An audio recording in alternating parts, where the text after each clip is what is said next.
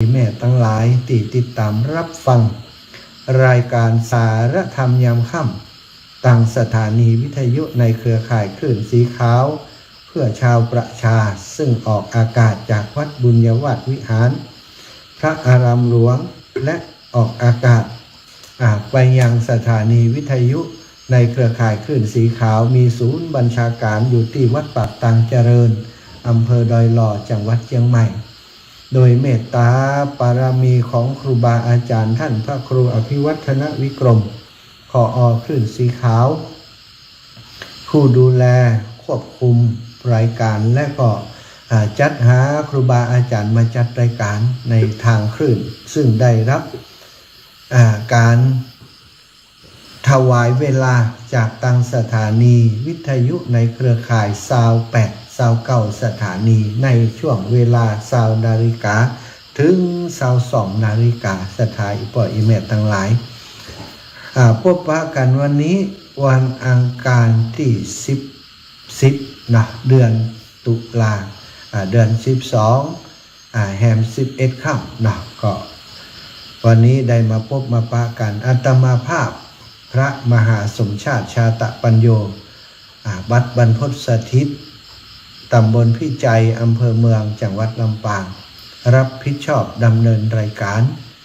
ได้รับเมตตาจากครูบาอาจารย์มาจัดรายการ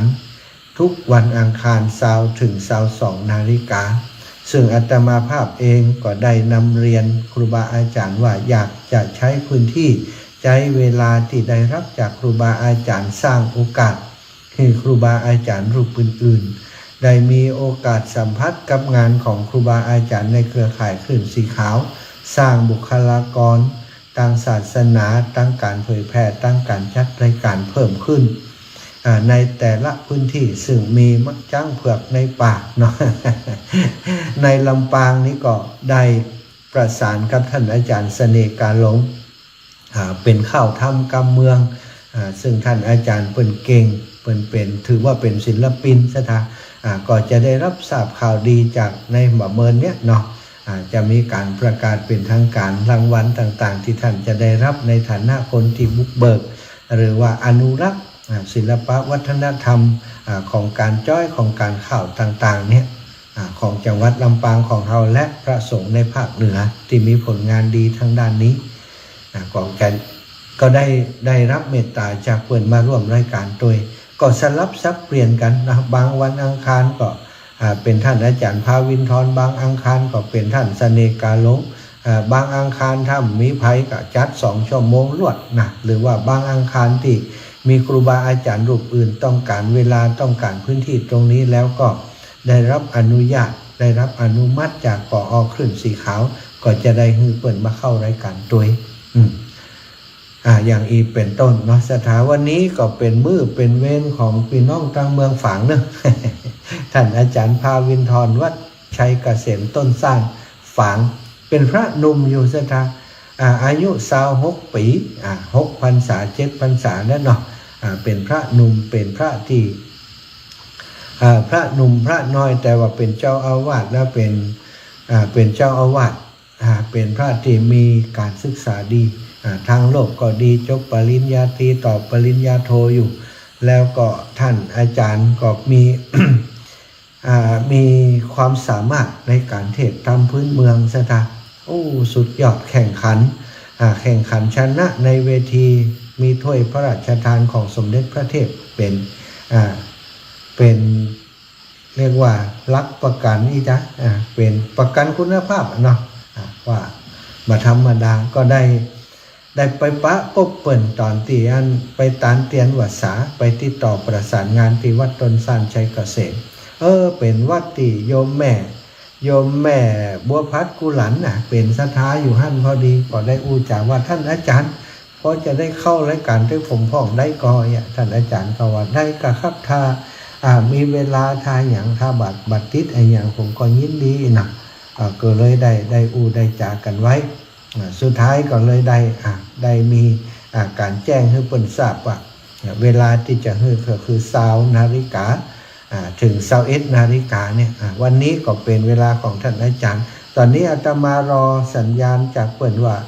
บอกให้เปิ่นว่าให้เปิ่นไลฟ์สดนะตอนนี้ไลฟ์สดของเปิ่นแบบปรากฏนาคอมของอาตมานี่มาปรากฏนาคอมนี่นะเราขอเช็คสกรรมก่อนนะสถาดูว่าจะมี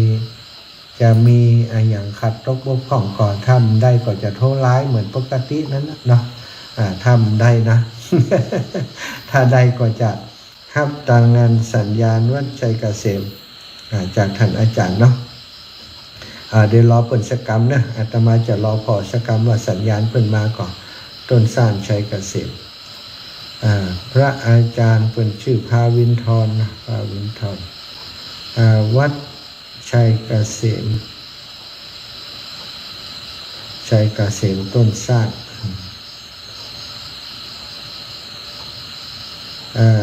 ยังบ่ออกกำเตื้อกาหรือว่ายังใดรอสัญญาณแป๊บหนึ่งเนาะก็อุจจากันไปก่อนสักครู่นะท่านอาจารย์ได้ตอนนี้20:11 นาทียังบ่หันสัญญาณของท่านอาจารย์ไลฟ์สดเลยหรือยังใดไปมาเนาะหรือยังเอ่ยเดี๋ยวเช็คทางไลน์ก่อนนะถามเพิ่นทางไลน์ก่อนว่าเพิ่นออนแอร์หรือยังแต่ว่ามันแบบปรากฏที่นี่คำเตือนนะภาวินทรพระอธิการ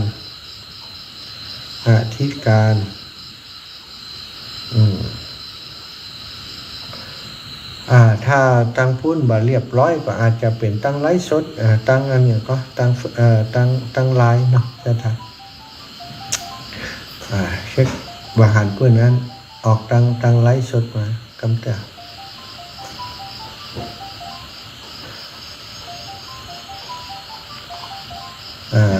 นะอันนี้ก็เป็นพระสงฆ์รุ่นใหม่ที่สนใจอนุรักษ์การแสดงธรรมแบบพื้นเมืองท่านอาจารย์ยังมาหันไลฟ์สดกันนี่บ่ขึ้นเรื่องนี้กำลังจะไล่อาจารย์นะไล่กี้นี่แล้วก็น่าจะโทรมาลองเข้าพละลองขึ้นพออาจารย์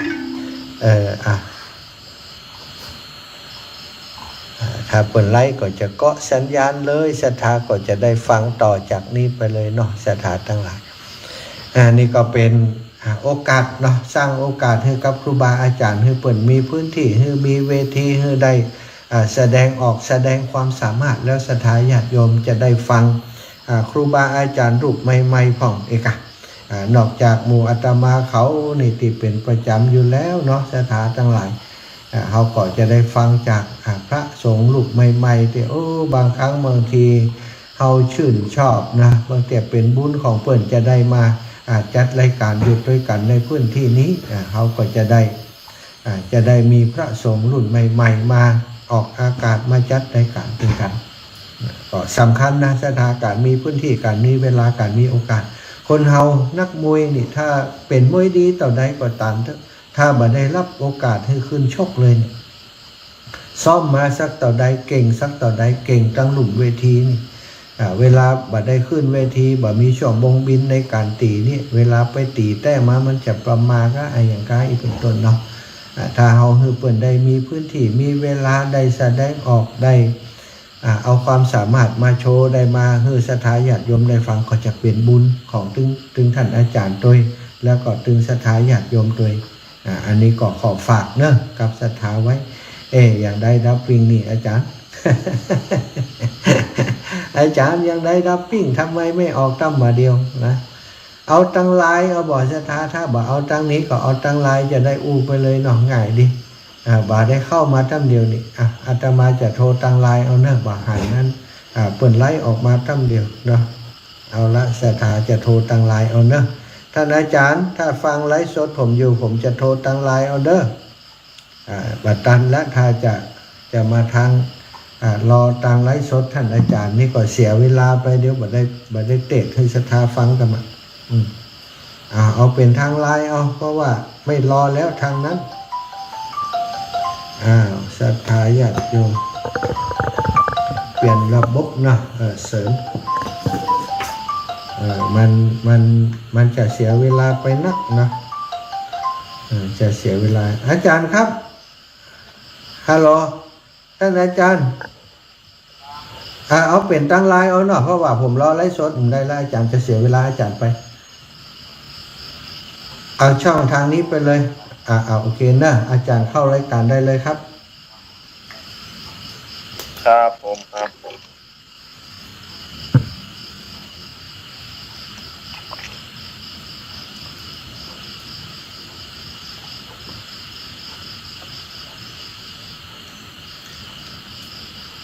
ก็ต้องขอกราบไหว้สาครูบาอาจารย์ท่านไหนมีท่านพระครูพิวัฒนาภิกรมท่านพระอาจารย์พระมหาสมชาติจัตตปัญโยวันนี้ก็ได้มาพบปะกับตนตัวแห่งอัตมาภาพพระอธิการพาลินทรทิตวรสัทโธตุเจ้าเมืองฝางก่อนอื่นก็ต้องขอเจริญพรเจริญสุขมายังบรรดาคณะสัตยามิตรรักเป็นรายการคลื่นวิทยุสีขาวทุกท่านวันนี้ก็จะได้เอาธรรมเทศนาพื้นเมืองเหนือมาเทศนาธรรมเพื่อแก่ศรัทธาญาติโยมพุทธบริษัทพระออกแม่ออกอีพ่ออีแม่ทุกท่านทุกคนเพื่อได้สดับรับฟังกันในวันนี้ก็ จะได้เทศนาธรรมเรื่องภาษิตคนเมืองเรื่องภาษิตคนเมืองคือคณะสัทธาแม่ได้สดับรับฟังว่าภาษิตคนเมืองกำบอกเก่าคนล้านนาเฮานั้นมีคำสอนอย่างใดที่สอนลูกสอนหลานเพราะฉะนั้นแล้วเพื่อประหือเป็นการเสียเวลาธรรมาภาพก็จะได้เทศนาธรรมเป็นลำดับต่อไปขอให้ศรัทธาญาติโยมเขาได้ตั้งจิตตั้งใจสดับรับฟังเป็นลำดับต่อไปเน้อ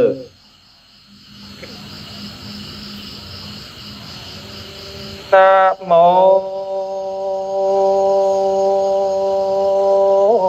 ตัสสะภะคะวะโตอะระหะโตสัมมาสัมพุทธัสสะ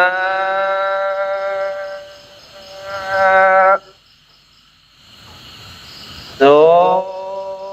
สสังลัมพันเตปัญญานติสันทาบุรุลาสัมปุริสัมตั้งไหลตั้งยิ่งใจน้อยใหญ่ผู้มักไฟตั้งบุญจิตการลงว่าแผ่การทำแต่ตั้งดีละวินีตั้งบามใจสุภาผ่องใสตั้งใจพวนหมู่พร้อมนาอยู่ฟังธรรมจุงยักฟังเตียงเตาเอาจากเราเลี้ยงนาแม่ยังพาทิศคนเมืองบอกเรากำบางเก่าบางหลังที่ตั้งเก่าแก่ซึ่งล้วนแต่ศาสนาเป็นวัฒนธรรมคำสอนใจห่างไกลห่างไกลของคนเป็นที่สุขอุ่นใจถ้าภัยหันนายคนใดนั่นใส่งาเกิดรู้ใดหันทำแล้วน้อมนำไปใจยึดถือไว้กับตนยักเป็นมงคลประเสริฐเกิดสวัสดีคนทุกขีมองไม่บางใดเจยบานตามบุญสมบานตามภาพตามกำลังคาแห่งตนพอตัดจูโพจูโคนโคนจุงพลำรู้ตามธรรมแบ่งใจนำเฮือมันพอสอดดันอุจาเสวะแนมผู้คณะอยู่ฟังธรรมขอคำขอเมตตั้งใจเนียาวไป แบ่งใจใส่เรียบร้อยปฏิบัติตามถอยกำไปแลดแน่บาดนี้แดดเจอคติธรรมแต่ไทยเดิมมาอ่อนได้จะสอนไว้ว่าละเศษไว้ป่าไม้ละเศษขายป่าได้ละเศษนี้จังงานลายเมื่อซอยละสัตว์ผู้ถอยทาลุนา บ่มีคนแต่โสดนามีแต่โตดโดยแม่อันว่าคงบ้านละน้อยใหญ่หวังบ่มีเจ้าจางเสวยสิงก็เป็นบุรีปังเป่าเยื่อบ่มีเขาก็มองได้พอเฮือนไหลแล เต็มอยู่แง่อาณาบ่มีวัดว่าอยู่ไกลก็เป็นบ้านใหญ่เสียทรงมีเงินเต็มทงจุกกูใจ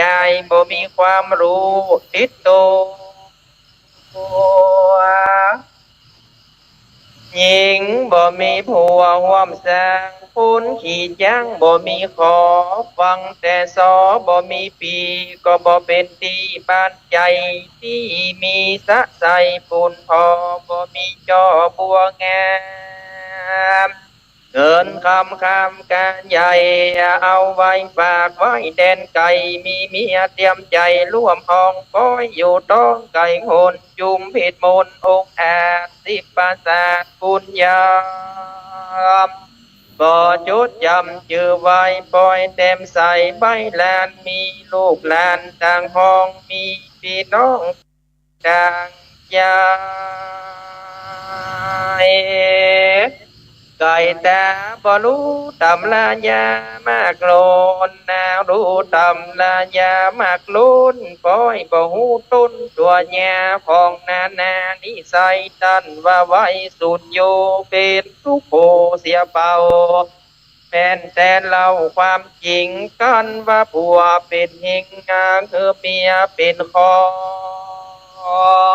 กันว่าผัวเป็นแก้วเมียเป็นแสงยักบ่แหงแตกมังบ่อย่าล้างไก่กา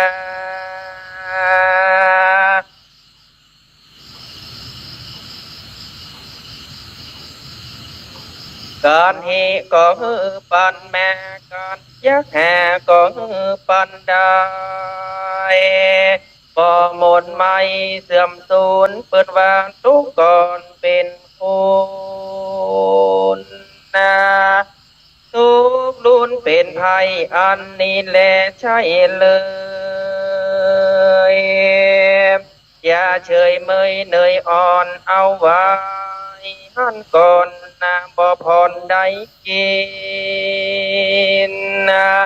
อันสำสินหินแห่น้ำถึงแม่บ่ดีแปรเขาต้องตัวคนเดียวคืดเหลวเพื่อแพ้บอดีหันแก่ตัวบอดีจุงเฮือไตขัวบอดีจุงพี่ไตขัวและคำนามันจังลำปองพี เกินกรรมคืดดีขายสรีนอนสาด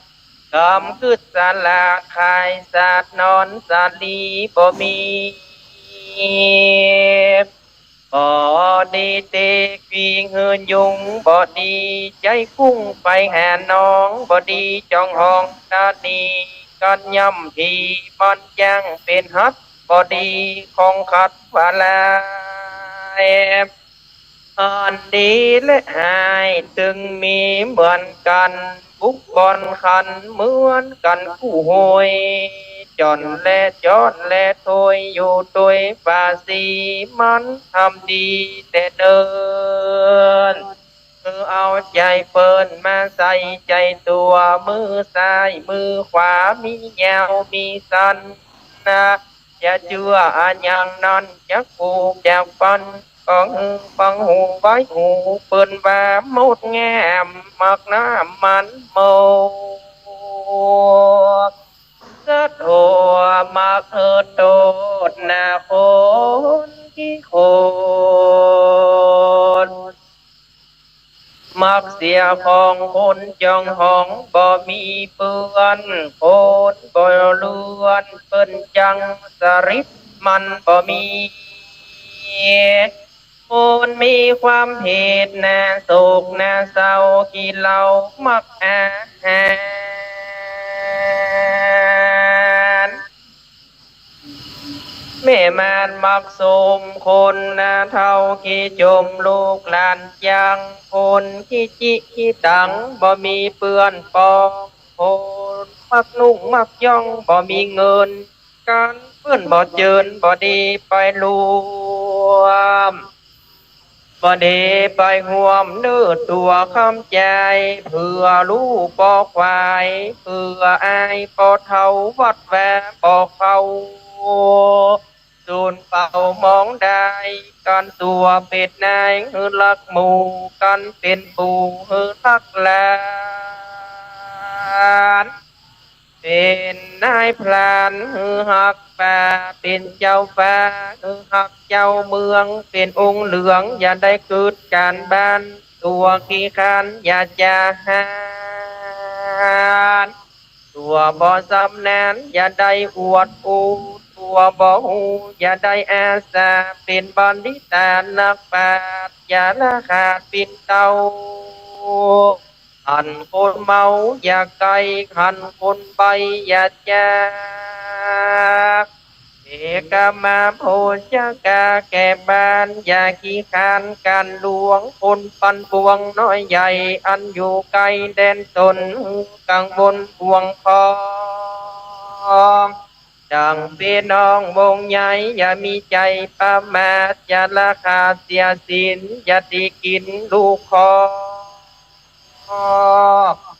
อย่าได้ออกเสียธรรมเมื่อแย่งยำปอมแม่ตั้งเท่าแก่ตาใหญ่ท่านมีคุณใดหรือน้อยคือเก็บห้อยหัวใจคนผู้ใดบ่ถูกเกิดเป็นลูกท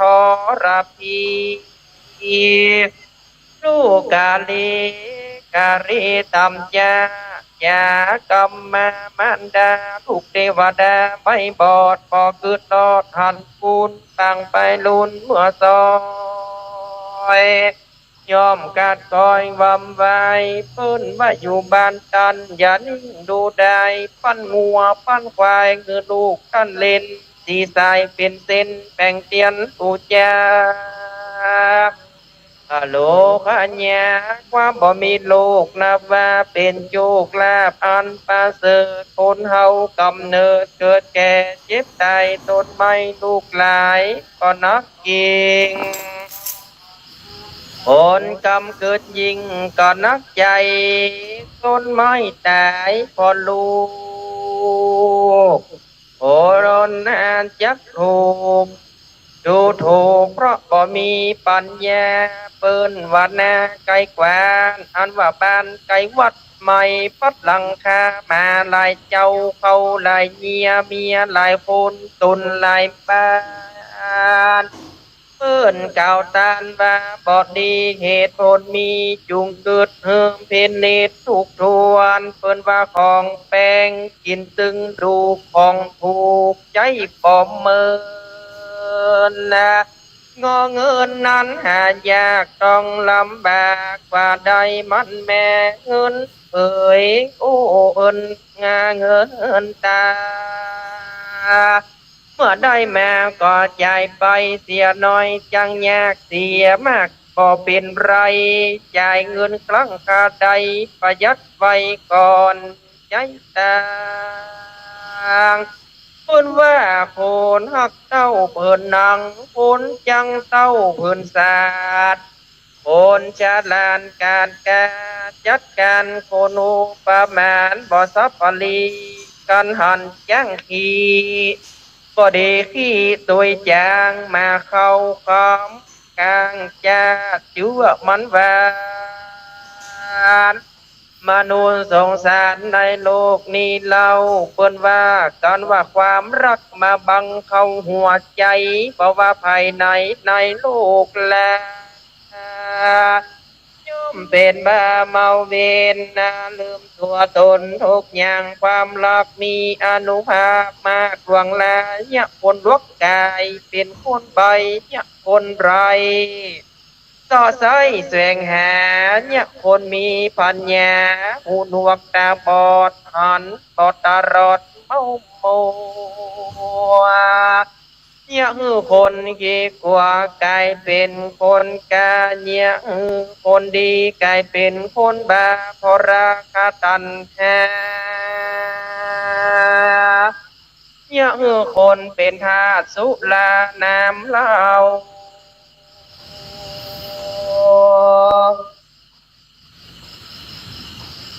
บ่กินข้าวอาหารยามเมื่อแลกรักนั้นพัง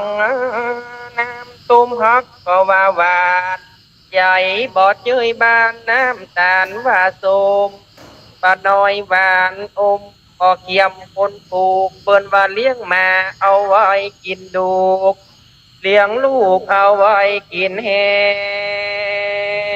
ง มดดำมดแดงตายย้อนน้ำอ้อยคนเฮาใหญ่น้อยตายเพราะกำลวงเสพเข้าถึงสวงกำลวงกำหลอกแกนตาตัวพวกออกเอาประกอบมายัดยิงแต่แน่สัดเจ็บกัดอูลาเปิ้นว่าบอดีแกสัวตากหลังคาบอดีเอาหญ้า หางม้ามาจิ้มเขียวมันกวาดมันเหี่ยวสะอาดมุดใส่ลูกไผ่นี่ไก่ใจสว่างสวะวันศีลวันพระนุละอุอะอุโสนก็ฝนสิฝนบ่เต้าฝนดูฝนหาแก้วเก้าแก้ว10 แก้วบ่เต้าแก้วตั้ง3กันอยู่ใกล้น้ำบ่ดีเก coi nhóc coi nhòn coi néo coi non coi còn coi cúc giang sọ có bò múc giang chút có bò kèn con chất buộc chất bèn có hư nhang tua sàn hấp câu lấp xịp lấp bò tàu lấp trà đâm nám ùn câu ùn xíp ùn bò tàu ùn út ùn chai บอกว่าวันไหนทำใจคือกวาง9 อย่าง 10 อย่างบ่เต้าจางเปิ้นสำนันยักการยักงาน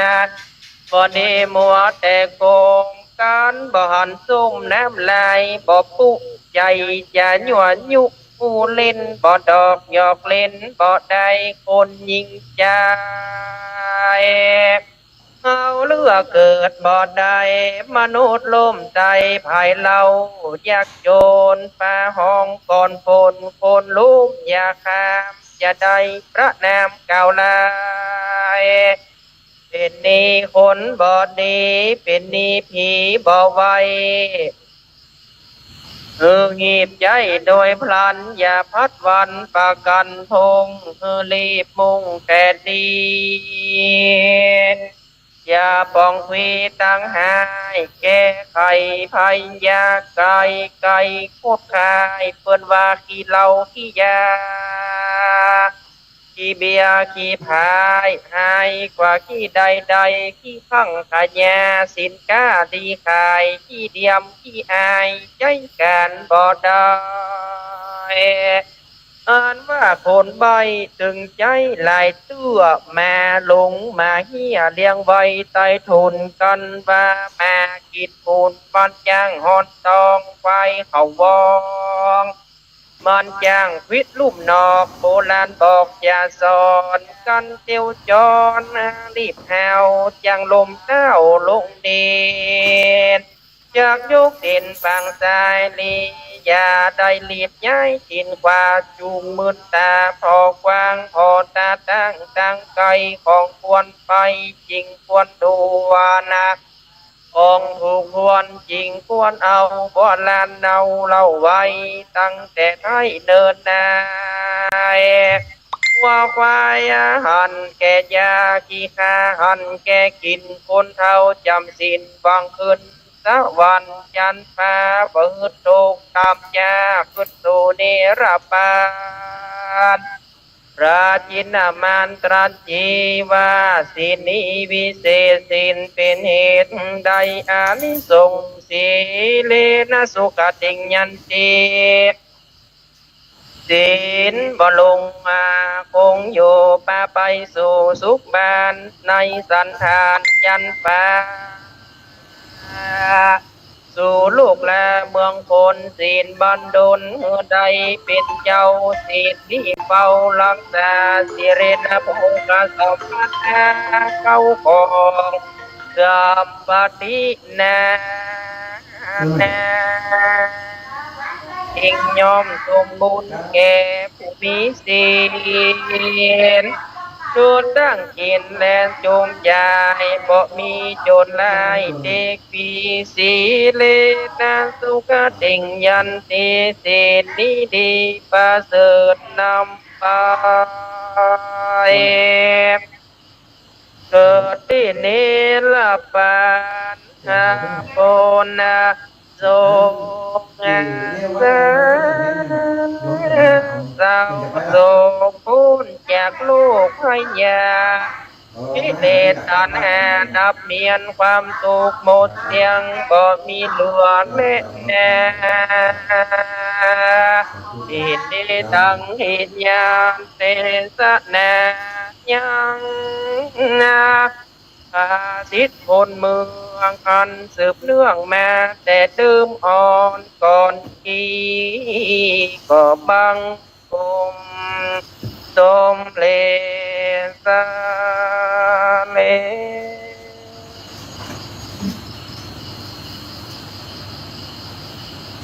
ทำสิทธิ์คนเมืองเป็นคำสุภาษิตของคนเมืองล้านนาของเขาอันนี้ก็ได้จบบนระบูนไปเป็นที่เรียบร้อยเป็นกำบักเก่าหนึ่งสถาแยกอยู่แพ้ฟังได้ยากเป็นธรรมกำเมืองเป็นสุภาษิตสอนคิดสอนใจที่คนเฒ่าคนแก่โบราณโบราณได้ประพันธ์เอาไว้แล้วก็สืบซ่อนสืบสานมาถึงคนยุคหลังของตรงนี้เมื่อได้สดับรับฟังเป็นธรรมอานิสงส์เป็นธรรมภาษิตคนเมืองเป็นธรรมภาษิตคนเมืองที่เขาได้สดับรับฟัง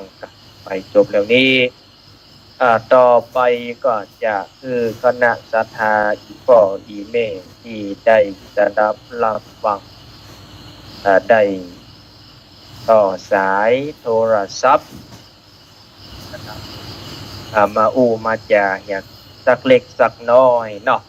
เพราะว่าผิดพลาดทางเทคนิคเล็กน้อยวันที่ว่าจะไล่สดพระอาจารย์ว่าไล่สดทาง Facebook ธรรมาภาพก็บ่ฮู้เนาะมันรีเลย์กี่นาทีก็บ่ฮู้ว่าอาบน้ำเรียบร้อยตั้งกล้องอย่างเรียบร้อยแล้วก็เลยบ่ได้สักกับเอาไว้โอกาสแน่เด้อศรัทธาคนเฒ่าคนแก่อีพ่ออีแม่อาจจะโทรมาคือกำลังคิดกำลังใจก็โทรมาได้เด้อเบอร์โทรมาม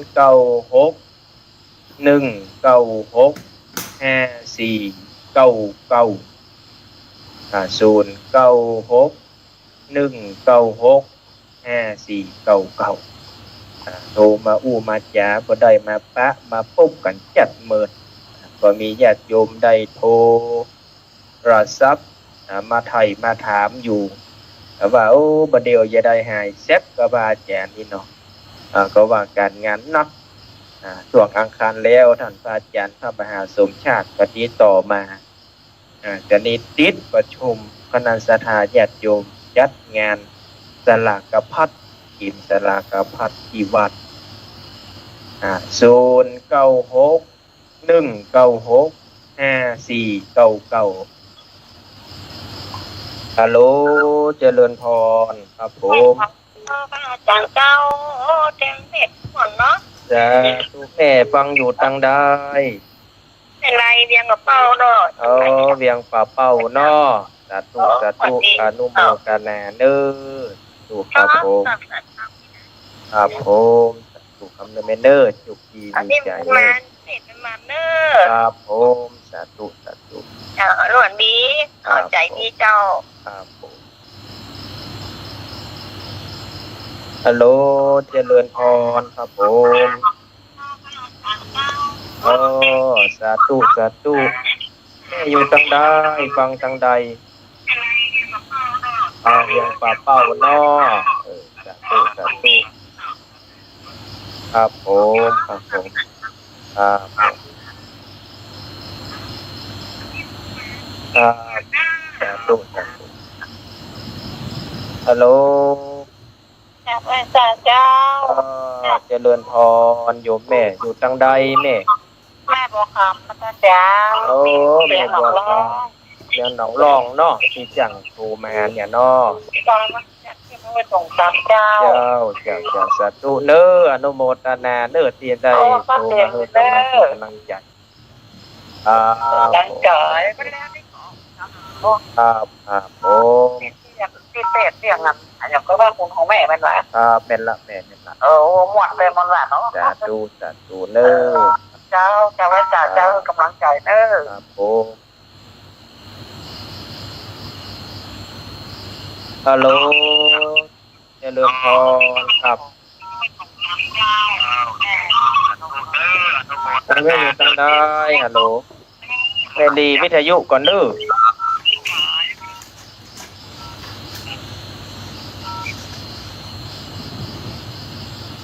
ญาติโยมก็โทรมาซ้อนสายซ้อนเป็นจัดหลายสายเนอะฮัลโหลเจริญพร เจ้าพระเจ้าเจริญพรนะแม่เนอะแม่อยู่ทางใดครับแม่ เจ้าไม่ได้ว่าวังเจริญเจ้าวังเจ้าให้เจ้า สาธุได้ยินสัดจริงเนาะแม่เนาะ น้ำก่อนเก่า ครับทำเก่าเนอะแม่เนอะครับสาธุครับสาธุว่าเจริญพรครับโทรมาจากทางใดแม่ มาจากน้ำมันหลวงเจ้า น้ำมอหลวงเนาะ วันแรกของที่เห็นไหมเจ้า ได้เนอะสาธุอนุโมทนาเนอะขอบจิตขอบใจนิยมเนอะสาธุครับผมครับฮัลโหลเจริญพร เจ้าเป็นเจ้าตลกตัวละแต่ทั้งหมดได้หมดว่า ครับแม่โทรจากทางไหนทางใด ยายหมอลินเจ้าตะโกนเสียงเนี่ยกา แจ้งหัวลีนเนาะสาธุเนอะอนุโมทนาเนอะแม่เนอะ เจ้าไปสาเจ้า ครับผมฮัลโหลเจริญพร ฟังจากสมทอง จอมตองเนาะได้ยินชัดเจนนะแม่เนาะ เจ้า สาธุครับภาษิตคนเมืองกำบะเก่าพันยาเนาะเจ้าครับผมสาธุครับฮัลโหลเจริญพร ไม่จ๋าจ้าพ่อจ๋า เจริญพรเดี๋ยวแม่ฟังจากจังได้แม่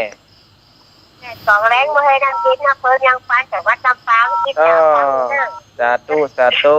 ที่ตามฟังกันอยู่เนาะสาธุอนุโมทนา ผมโง่กว่าคืนเนี่ย ครับผม สาธุครับฮัลโหลเจริญพร เจ้าจะโทรมาจากต้นลูกงูจันทร์นะเจ้า สาธุเป็นได้พ่อแม่ชัดเจนดีเนาะ เจ้า98.75เลยเจ้า สาธุครับผมอนุโมทนาเนออยู่แม่เนอจะมาเฮอกำลังคิดกำลังใจสาธุครับเจริญพร ไว้สาครับทางพระเจ้า ปอฟังฮะ เจ็ดวันนั้นน้อยนะแดงแต่วันนั้นครับ อ๋อครับผมชัดเจนดีเนาะปอนอ จังหวัด สาธุขอบใจขอบคุณนัก เขาต้องอาจารย์ในกำลังใจว่าอาจารย์เข้าขออาจารย์เก็บเป็นจุกยกลงคนใจแกบอกเขาไปครับ สาธุครับเด้ออยู่ก่อนเด้อฮัลโหลเจริญพรฮัลโหล อาจารย์เด็ดหวันนี่เนาะ สาธุโยมแม่จากฟังจากทางใด จากสันติสุขโยมเจ้า อ๋อชัดเจนดีเนาะแม่เนาะ อาจารย์ดีเจ้า สาธุอนุโมทนาเด้อครับมือกำลังใจกันเนาะฮัลโหลเจริญพร จากเจ้า เจริญพรโยมแม่ โอ้ต้องบูชูมองไปเลยก็แบบปีเดียว สาธุชัดเจนเนาะโยมแม่เนาะ ชัดเจน ทำมาเก่าเน้อนี่นะฟังเนี่ยเริ่มเป็นเด้อ ฟังว่าแต่ครูบัดติดก็ว่าติดโอ้โหระบุ สาธุเน้ออนุโมทนา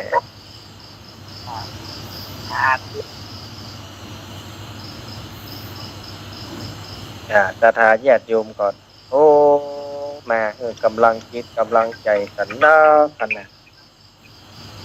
ฮัลโหลเจริญพร เจ้ากาไปจ่าเจ้าทันตาจ้า โอ้เจริญพรเน้อโยมแม่เน้อนี่โยมแม่หยังก็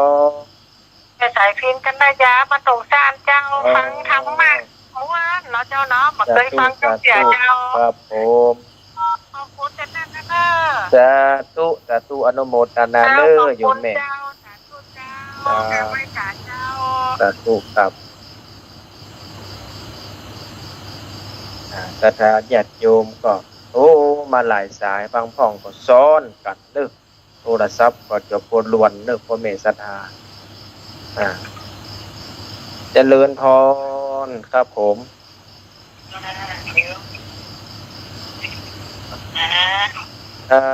โยมแม่ปิดวิทยุเหี่ยก่อนเด้อ เจ้า ปิดวิทยุเหี่ยก่อน เป็น เนาะ โทรมาจากดอกได้พะเยา ดอกคำใต้เนาะเป็นได้พ้องแม่ฟังแล้วเป็นได้พ้อง ไม่เข้าใจดี ไม่เข้าใจดี ซึ่งจะได้ยินนี่แหละพระอาจารย์ อ๋อเป็นคำโบราณเด้อเป็นสุภาษิตโบราณแน่แม่นั่นแหละ ไม่ค่อยสบายแม่เป็นเส้นเลือดตีบในสมอง บุญรักษาโยมแม่เดี๋ยวก็หายเนอะเดี๋ยวก็หายสาธุสาธุอนุโมทนาขอบคุณเย็นนักเนอะโยมแม่สาธุได้สาธุบุญรักษาครับฮัลโหลเจริญพร เจ้าเป็นไว้สมบูรณ์บ้านไรลาทอง ครับ จากวันลำปางเจ้า ดูลำปางเนาะชัดเจนดีเนาะโยมแม่เนาะชัดเจนจัดดีเป็นครับ เป็นธรรมมาเก่านะเนอะธรรมสอนมาเก่าสาธุ เจ้าไว้สาเจ้า ครับผมสาธุครับฮัลโหลเจริญพร ครับผม พ่อฟังจากทางใด ครับผม ได้ยินเนาะ ครับผมได้ยินครับ ชัดเจนดีเนาะปอนอ ครับจากจังหวัดน่านไปนะครับ แต่ว่าน่านเนาะเมืองน่านนนทบุรีเมืองน่าน ครับ ฟังแล้วมันอกมันใจเนาะปอนอ ครับ สาธุ วันไหนฟังแล้วมันบอกมันบอกใครแล้วผม ครับผม มันว่าอาจารย์อะไรมาในนั่นเนาะ หลายวันแล้วบ่ได้แม่นเนาะ ครับผมอันนี้ให้จะได้มาแล้วเนาะ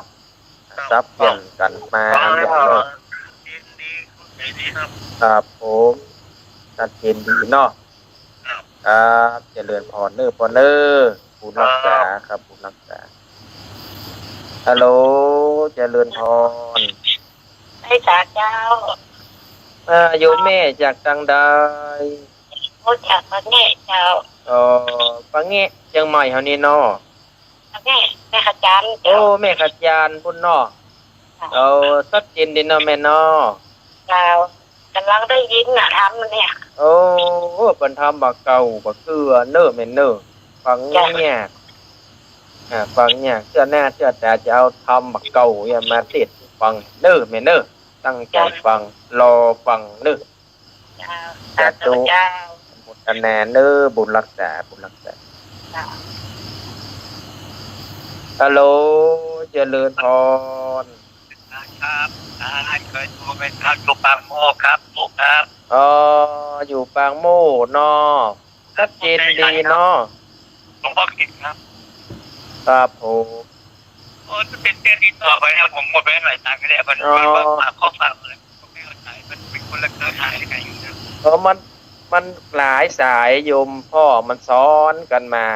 ตูด โอ้เนี่ยผมเสียตังค์ไปแล้ว30 บาทใช่ไหม มันหลายสายเนาะ ก็เป็นไงเขาบอกว่าให้ขอฝากข้อความอะไรก็ไม่รู้ โยมพ่อฟังเข้าใจก่อนทำนี่ มันไม่เข้าใจครับแต่ว่าผมว่าอาจารย์นี่ลูกมากเลย สาธุสาธุเจริญพรเจริญพรปาก เรื่องเลย ใช่ แต่อาจารย์เก่งเนาะ สาธุสาธุ ครับ ขอบคุณหลายๆเน้อสาธุบุญรักษาครับโยมพ่อบุญรักษาฮัลโหลเจริญพร นามสาเจ้าพระอาจารย์ โยมแม่จากทางใด อยากมันกินอำเภอดอกคำใจจังหวัดพะเยาเจ้า สถานพี่น้องพะเยาฟังกันเนาะกันหลายเนาะ เจ้าฟังนักเจ้าฟังคนทางพะเยาเจ้า สาธุสาธุม่วนเนาะแม่เนาะมันอกมันใจเนาะ เจ้าสอบขนาดสาธุสาธุเป็นกำลังคิดกำลังใจให้ลูกตุลูกพระเนาะบุญรักษาเด้อ สาธุ ฮัลโหลเจริญพร ท่านอาจารย์ เจริญพรโยมแม่โทรจากทางใด แม่ถูกจากบ้านอุโมงค์ละปูนเจ้า อุโมงค์หลับปูนพี่น้องหลับปูนเนาะฟัง ดีเนอ ชัดเจนเนาะแม่เนาะฟังหูเรื่องเนาะแม่เนาะเป็นกำเมืองเขาเนี่ยเนาะสาธุสาธุสาธุ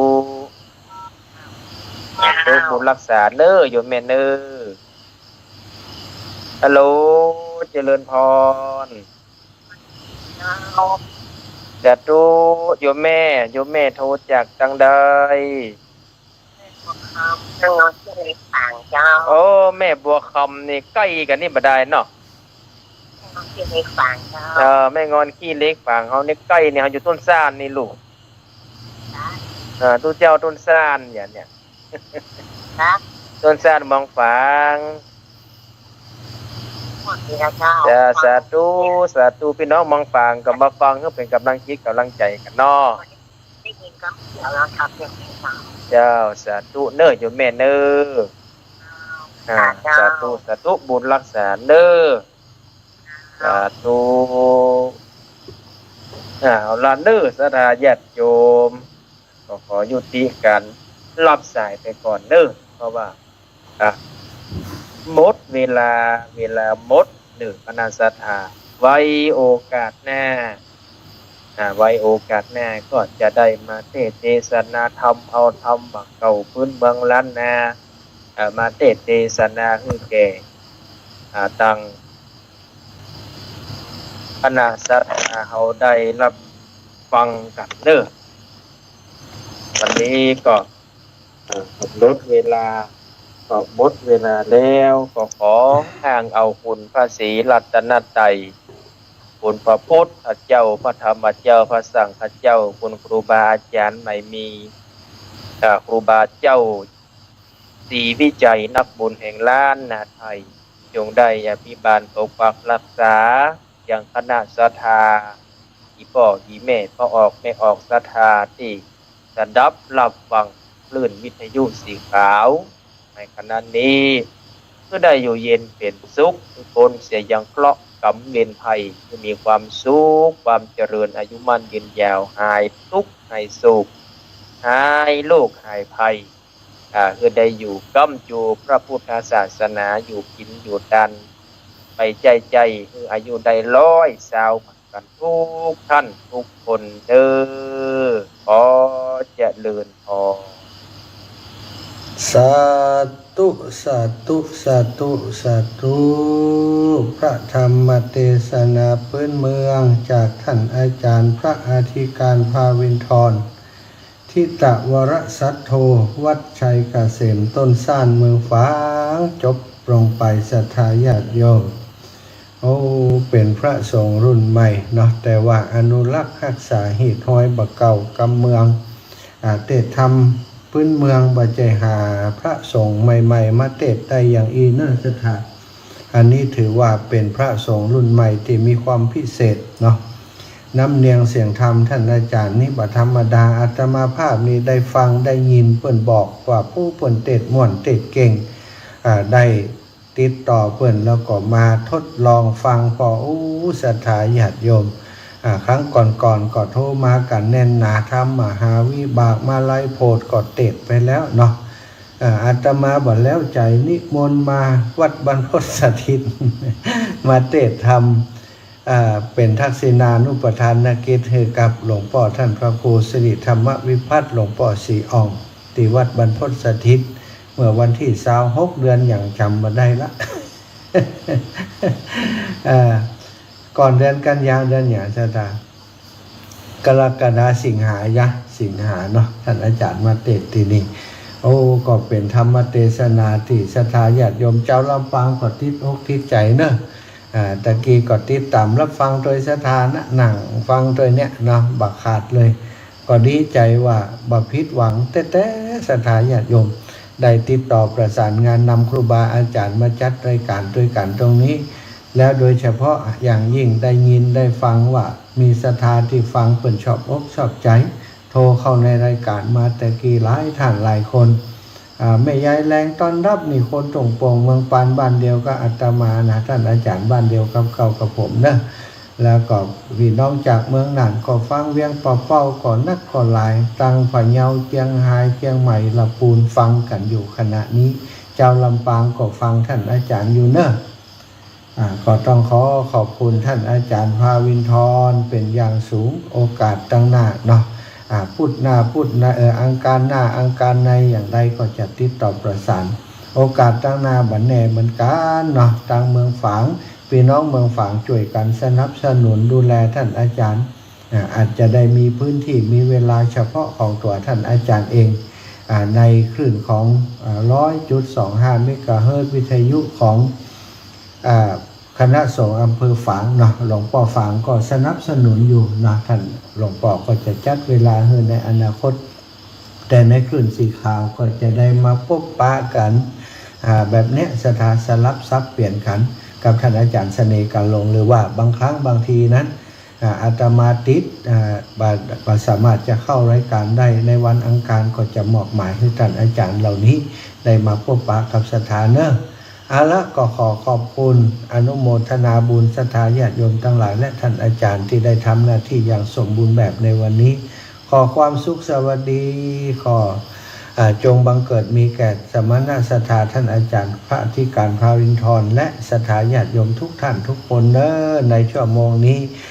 จัตตารโอธัมมาวทันติอายุวันโนสุขังพระลังพบกันในชั่วโมงหน้าต่อนะกันรายการฟังเพลงสักเพลงนอกศรัทธาทั้งหลายฟังเพลงที่ศรัทธาอยากฟัง อาตมาก็ชอบเปิด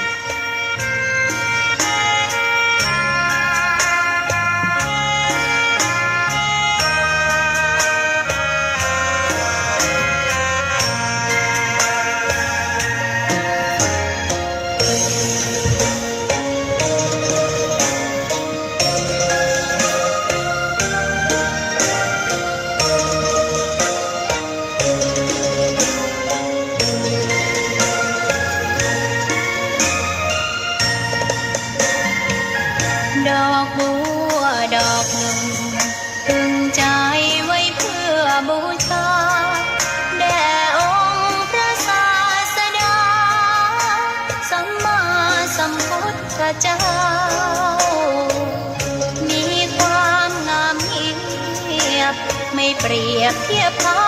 เทียบเราไรมองไม่งามช่างเขา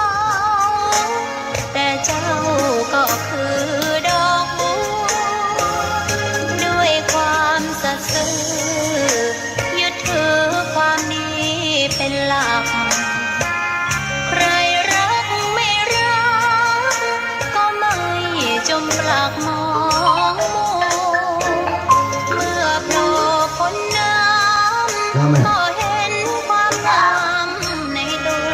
ไม่ยึดติดในตัวขอเป็นดอกบัวดอกเดียว ใครไม่มองว่าบัวงามเด่นแต่บัวก็เป็นดอกบัวทุกวันอย่างนี้ไม่อยากเด่นดังแต่บัวไม่เคยเด่นดีเกิดมาเพื่อสร้างบารมีถวายชีพให้บูชา นี่จะบอกให้เหมือนเดิมแต่ยังก็ได้นี่จะบอกให้เนาะ คนที่ใจบุญมาโอบเอื้อเกื้อกูลค่าของบุญเก็บบัว เดี๋ยวจะบอกคนหน้า สร้างความดีและสร้างบารมีดังว่าใช้ดอกบัวนี้บูชาพระสัมมาสัมพุทธองค์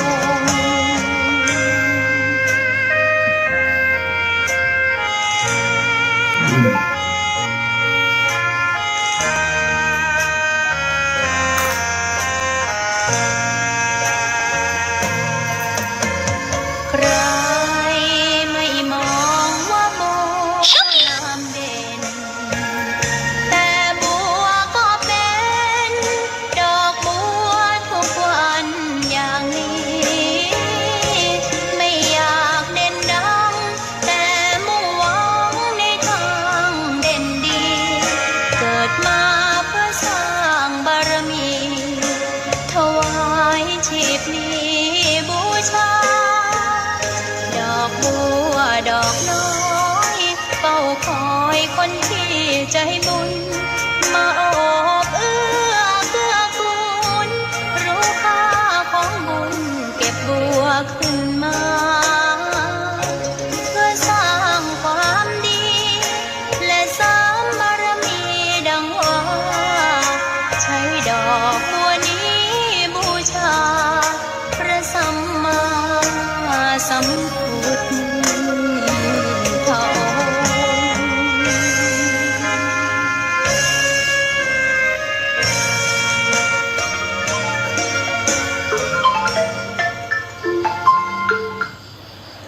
กำลังจะเข้ารายการช่วงที่2แม่เนอร์เดี๋ยวไปโทรเนอร์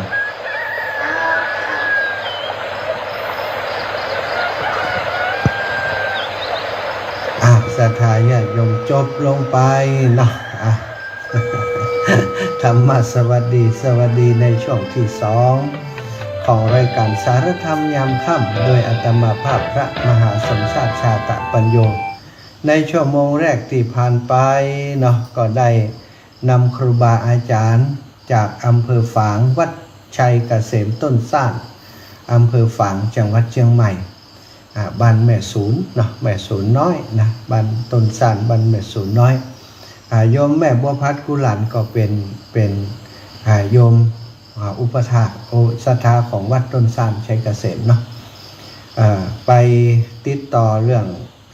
ถวายเทียนพรรษามีโอกาสได้ไปกราบท่านอาจารย์เปิ้นได้สนทนาธรรมแล้วก็โยมแม่บัวพัดได้เล่าให้ฟังว่าเปิ้นเป็นนักเทศน์ที่เก่งนะท่านอาจารย์ว่าก็เลยได้อุจากันปรากฏว่าท่านก็ได้รับนิมนต์ให้มาออกรายการโดยตรงนี้แล้วก็ขออนุญาตท่านอาจารย์ท่านพระครูอภิวัฒนวิกรมท่านอาจารย์ก็เมตตาว่าก็เป็นมีปัญหาใดกะนะแล้วแต่ท่านมหาจะบริหารจัดการเวลาพอถวายเวลาให้แล้วแต่จะเอาไปจัดการให้เกิดประโยชน์เนาะก็เป็นประโยชน์แต่ศรัทธาญาติโยมการอนุรักษ์รักษาการแสดงธรรมแบบพื้นเมือง โดยพระสงฆ์ที่เปิดฝึกฝนห่ำเฮียนมานี่เป็นสิ่งสำคัญและศรัทธาคนบักเก่าฟังและเปิดม่วนใจเนาะตะกี้ได้ฟังธรรมคติสอนใจที่คนบักเก่าเปิดว่าไว้ท่านอาจารย์ก็เอามาเทศน์ไล่ลำดับไปนะเป็นคำบักเก่าเป็นคติสอนใจที่ดีศรัทธาญาติโยมคนบักเก่าฟังแล้วก็ชื่นใจเกิดปิติในใจ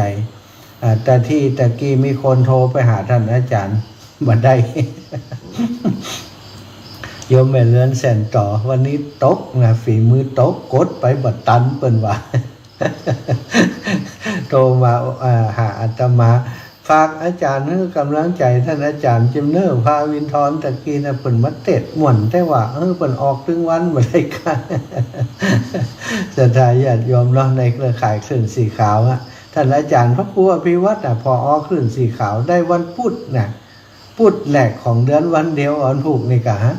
มันใจเนาะวันพุธวันผูกมันใจพุธแรก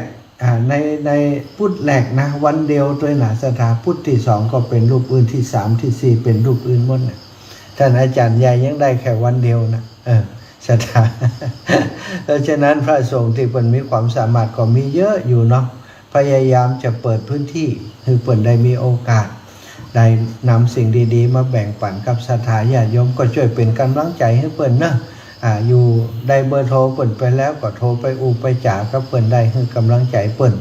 เวลาอื่นได้แต่ว่าก็พยายามเลือกเวลาด้วยนะศรัทธาเช็คดูเวลาเลือกเวลา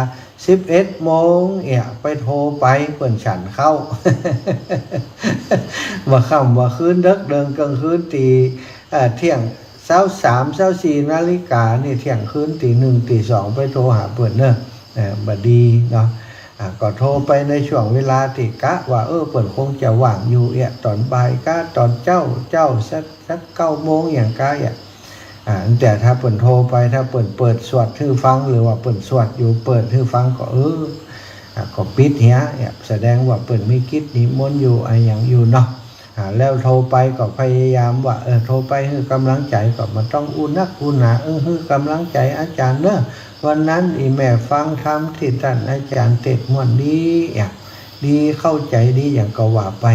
จะไปโทรเรื่องนั้นเรื่องนี้แล้วก็ที่สำคัญจะไปปรึกษาเรื่องเงินเรื่องทองเนอะจะตา โทรไปโทรมามาจ่าอาจารย์ช่วงนี้แม่อิดนักแกนะมาเดี๋ยวนี้บ้านจะโดนยึดรถจะโดนยึดนะจะตา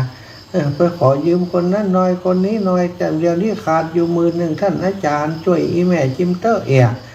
จะไปเนี่ยเนอะศรัทธาตู้เจ้าจะเอาไหนมาช่วยศรัทธาเหยเนาะแล้วก็ช่วยไปแล้วเนี่ยศรัทธาลองขึ้นพอศรัทธาญาติโยมแฟนรายการสักกี่หมื่นคนนะ คนนั้นโทรมาคนนี้โทรมาตู้เจ้าอย่างอาตมาภาพและครูบาอาจารย์ที่จัดรายการบ่ต้องถามหามีสตังค์เนอะอีปล่อยอีแม่ทั้งหลายพออย่าง1กิจนิมนต์ก็จะมีอย่างตู้เจ้าที่เปิ่นเด่นดังตั้งหลายนะที่เป็นครูบาอาจารย์วัดวาอารามใหญ่ๆเปิ่นมีกิจนิมนต์เปิ่นมีกิจอย่างต่างๆเปิ่นอย่างหมู่อาตมาเนี่ยครูบาอาจารย์ทีมงานของอาตมาส่วนใหญ่เนี่ยมีศาสนกิจด้านการเผยแพร่ด้านกิจกรรมช่วยเหลือสังคมไปนักสถานอันที่จะมีรายได้เป็นกอบเป็นกำอย่างครูบาอาจารย์เจ้าที่เปิ่นตนดังๆก็ตนมีเวทมนต์คาถาอาคมต่างๆนี่ก็ยากนะจะไปมาโทรตินี้ก็มีความจริงของแล้วนะบางคนก็โทรมาอย่างนี้ใบใจใบยักช่วยนะถ้ามีมันก็สมควรช่วยกันแต่ว่ามันบ่มีหนึ่งและอีกอย่างหนึ่งเนี่ยปัญหาบางสิ่งบางอย่างนี่มันบ่ใจเนาะบ่ใจตังที่ว่าตู้เจ้าเป็นตียืมตังลูก ตู้เจ้าก็เป็นตีฟังเทศน์ใกล้อย่างใกล้กันตู้เจ้ามันเปิดใจว่าบวชมาแล้วก็มาเก็บเงินเก็บทองมาออกเงินกูออกอย่างบ่มีศรัทธาอีปออีแม่เนอะก็บอกให้ไว้นะเวลาโทรไปหาครูบาอาจารย์ทุกรูปทุกองค์บัจจัยการท่านอาจารย์ปาวินทรโทรไปให้กำลังใจเปิ้นโทรไปถามปัญหาธรรมะบัจจัยไปโทรไปหาปัญหาเรื่องนี้เรื่องศีลการเรื่องอย่างต่างๆนี่ก็สมควรเนาะ ครูบาอาจารย์เปิ่นก็จะทำให้เปิ่นนักอกนักใจอย่างเงี้ยบางคนโทรมาเนี่ยมีนะกับอาตมาเนี่ยอาตมาก็บอกว่าจะว่าอย่างไรเนาะก็ฟังเปิ่นอู้แล้วเป็นเหตุสุดวิสัยที่เขาบ่สามารถจะช่วยได้ไปกู้เงินมาอย่างอันอย่างอีติดนี้ติดสินขอช่วยอีแม่จิ้มเถอะนะบัดเดี๋ยวนี้ เข้าบ้านเขาจองป้อมได้นะอย่างใดไปเสาะยืมเงินคนนั่นคนนี้มาอีแม่ยืมสักหน่อยเตออีนะสตาญาติโยมฟังแล้วก็บอกฮู้จะว่าอย่างไรอีแม่เอ้ยเฮามีเนอะอีนะตึ้งมีนะจักน้อยเดียวมันได้อาจารย์เนี่ยเอาไปเอามาจำเป็นปิดโทรศัพท์ละนะเสียมารยาทกระจ่างเตอบอกฮู้จะอู้อย่างไรนะปิดโทรศัพท์ ถ้าเป็นปัญหาเรื่องอื่นอย่างการนี่ก็ช่วยกันได้เนาะอีปล่อยอีแม่อูถึงว่ามีโทรศัพท์ครูบาอาจารย์ก็โทรหาเปิ่นในเวลาที่เหมาะที่สมแล้วก็อูจาถึงปัญหาที่เหมาะสมด้วยเนาะสนทนาธรรมกันเรื่องมีปัญหาเรื่องการปฏิบัติธรรมอย่างอีได้นะถ้าเป็นปัญหาเรื่องส่วนตัวของภัยของมันก็เอาเป็นเรื่องส่วนตัวที่จะอู้กันเถอะเนอะแต่ว่าอูกับครูบาอาจารย์บางครั้งบางทีมันก็อึดอัดเหมือนกันนะเนาะมาฮู้จะบอกเกียงใดศรัทธาญาติโยมทั้งหลายพบปะกันในชั่วโมงที่2อาตมาภาพก็นำสารธรรมมาแบ่งปันอู้จากก่อนที่จะอู้เรื่องอื่นเนอะศรัทธาชีวิตของมนุษย์คนเฮาเพิ่นบอกว่าชีวิตทุกชีวิตคือการเดินทางศรัทธาการเดินทางจากไหนไปไหนบอก ชีวิตของแต่ละคนเดินทางจากความเกิดไปสู่ความแก่ความเจ็บและก็ความตายอันนี้คือการเดินทางของแต่ละคนนี่ศรัทธาญาติโยมบ่เหมือนกันพาหนะในการใช้เดินทางตอนอาตมาภาพเดินธุดงค์นะศรัทธาเขาจะไปกึดบ่เคยคิดว่าจะสามารถเดินไปที่สวนโมกชัยยาสุราษฎร์ธานีได้ระยะทางมันไกลขึ้นรถไปปอก้านะตอนขึ้นรถจากลำปางไปกรุงเทพต่อจากกรุงเทพก็จะไปชัยยาสุราษฎร์อิดอ่อนหมดกว่าจะถึงนะก็มาคิดว่าถ้าเขาเดินตีนเนาะมันจะถึงก่อนเนาะ คิดไว้เมื่อแล้วต่อมาก็พอมาทำเรื่องของการศึกษาเนี่ยเดินทางช่วยเหลือการศึกษาก็เลยได้ตั้งใจว่าจะเดินไปให้ถึงบันไดจังมันเดินไปวันละกี่กิโลจังมันเดินไปให้ถึงถ้าบัดตายกลางทางก็ต้องถึงคิดอย่างอันใกล้ไกลมันสนใจเอาแค่เดินไปแต่ละวันทีละก้าวพาหนะของอาตมาก็คือเท้า เท้ากูหนึ่งกับจิตใจที่ตั้งปณิธานแน่วแน่เดินไปทีละก้าวสัทธาระหว่างที่เดินทางไปนั้นสัทธาเพราะว่าเดินทางหลวงเนาะเดินทางสายใหญ่สายเป็นเขาว่าสายซุปเปอร์อีกนะเพราะฉะนั้นเลยอันพาหนะในการเดินทางของญาติโยมทั้งหลายเนี่ยก็กายอาตมาผิวรถเขาเดินเวลาเขาเดินเนี่ยเขาก็หันเปิ่นกายไปเขาก็กึดเหมือนกันเขาใจเวลาเดินนี่วันเดียวนี้อย่างเขาเดิน1 ชั่วโมงนี่ก็ได้ประมาณบางกี่กิโลสัทธา1 ชั่วโมงได้ประมาณ 2-3 กิโลเนาะ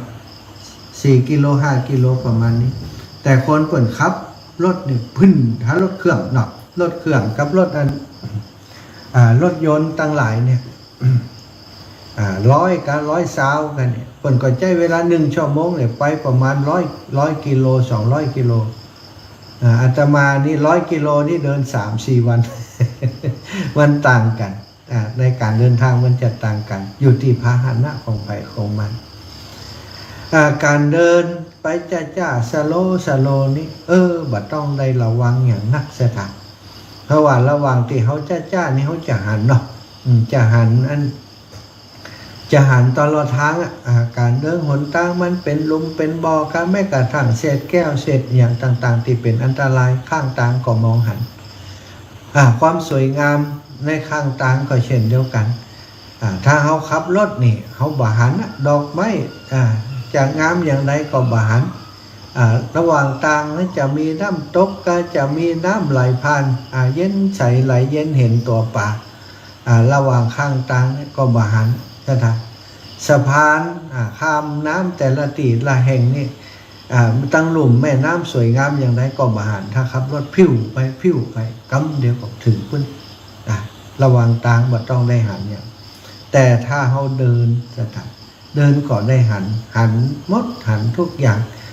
ต้นไม้ใบไม้แม้กระทั่งหญ้าที่มันขึ้นในทางซุปเปอร์เนี่ยบางเถื่อก็อินดูมัน ออกขึ้นมามันขึ้นได้อย่างไรก็งงกับมันเหมือนกันนะหนทางซุปเปอร์น่ะข้างทางเลย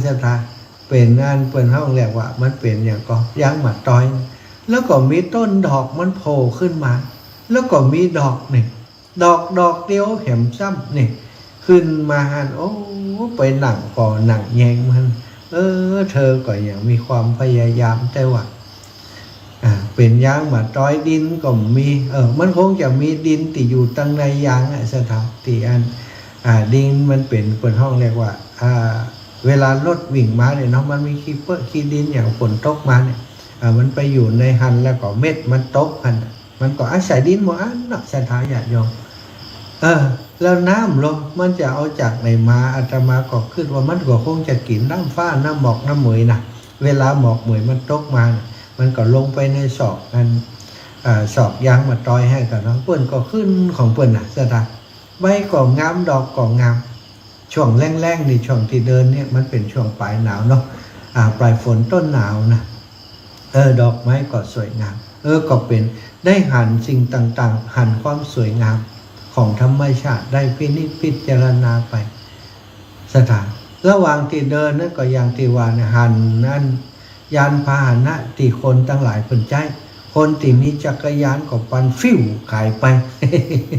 จักรยานนี่มัน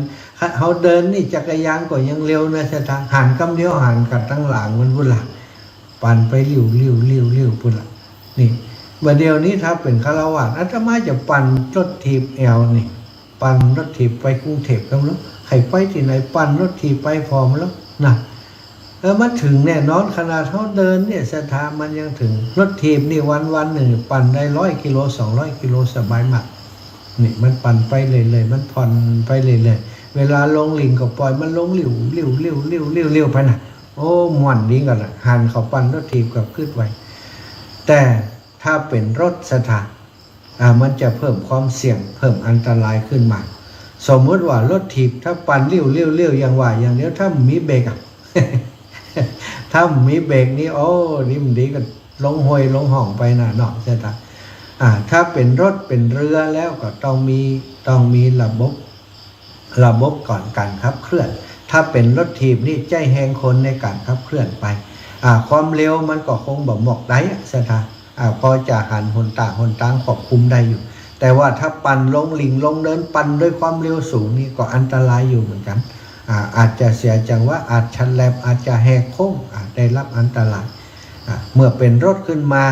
รถจักรยานก็ดีรถมอเตอร์ไซค์รถเก่งรถใหญ่รถหยักกระตับสิ่งสำคัญเมื่อแล่นไปเร็วได้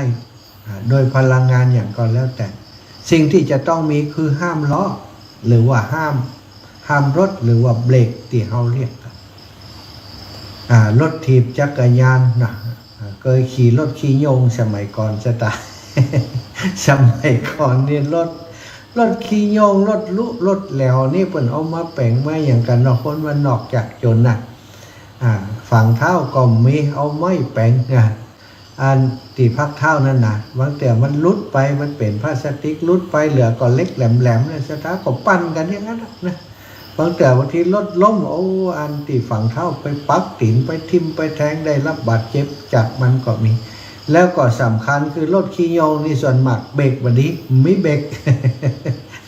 เบรกใจหยังใจเกิบนะบ่เมียรองเท้านักเรียนใส่ไปโรงเรียนนี่บางเตือนี่เอาไปใจห้ามเบรกซะทักบางแต่มีอย่างก็เอาอันอย่างก็ยางรถยนต์รองเท้าเกิบรถยนต์เกิบยางรถยนต์มาแปลงห้ามเบรกห้ามล็อกละอ่อนเนาะไปโรงเรียนใจอย่างอัน แต่ว่าถ้าคนที่เปิดมีตังค์หน่อยก็มีรถที่มันมีเบรกมือเนาะเบรกมือเบรกดีๆเบรกปุ๊บหยุดจึ๊กเลยรถจักรยานนี่นะเล็กถ้าเบรกที่เป็นดีๆนะแต่ถ้าเบรกนี้ก็เบรกจึ๊กนี่มันยังไหลไปอยู่แห่งเป็นวาง อันนี้ก็ต้องระมัดระวังถ้าเบรกบดีก็ต้องขับโดยความระมัดระวังขับเร็วบ่ได้ริมดีห้าวหมาโจรหมาปิ้นจะลิ้นบ่น่ะอาตมานี่หัวเข่าแล้วไปละซะนะเดี๋ยวก็โดนนะเดี๋ยวก็โดนเพราะลึก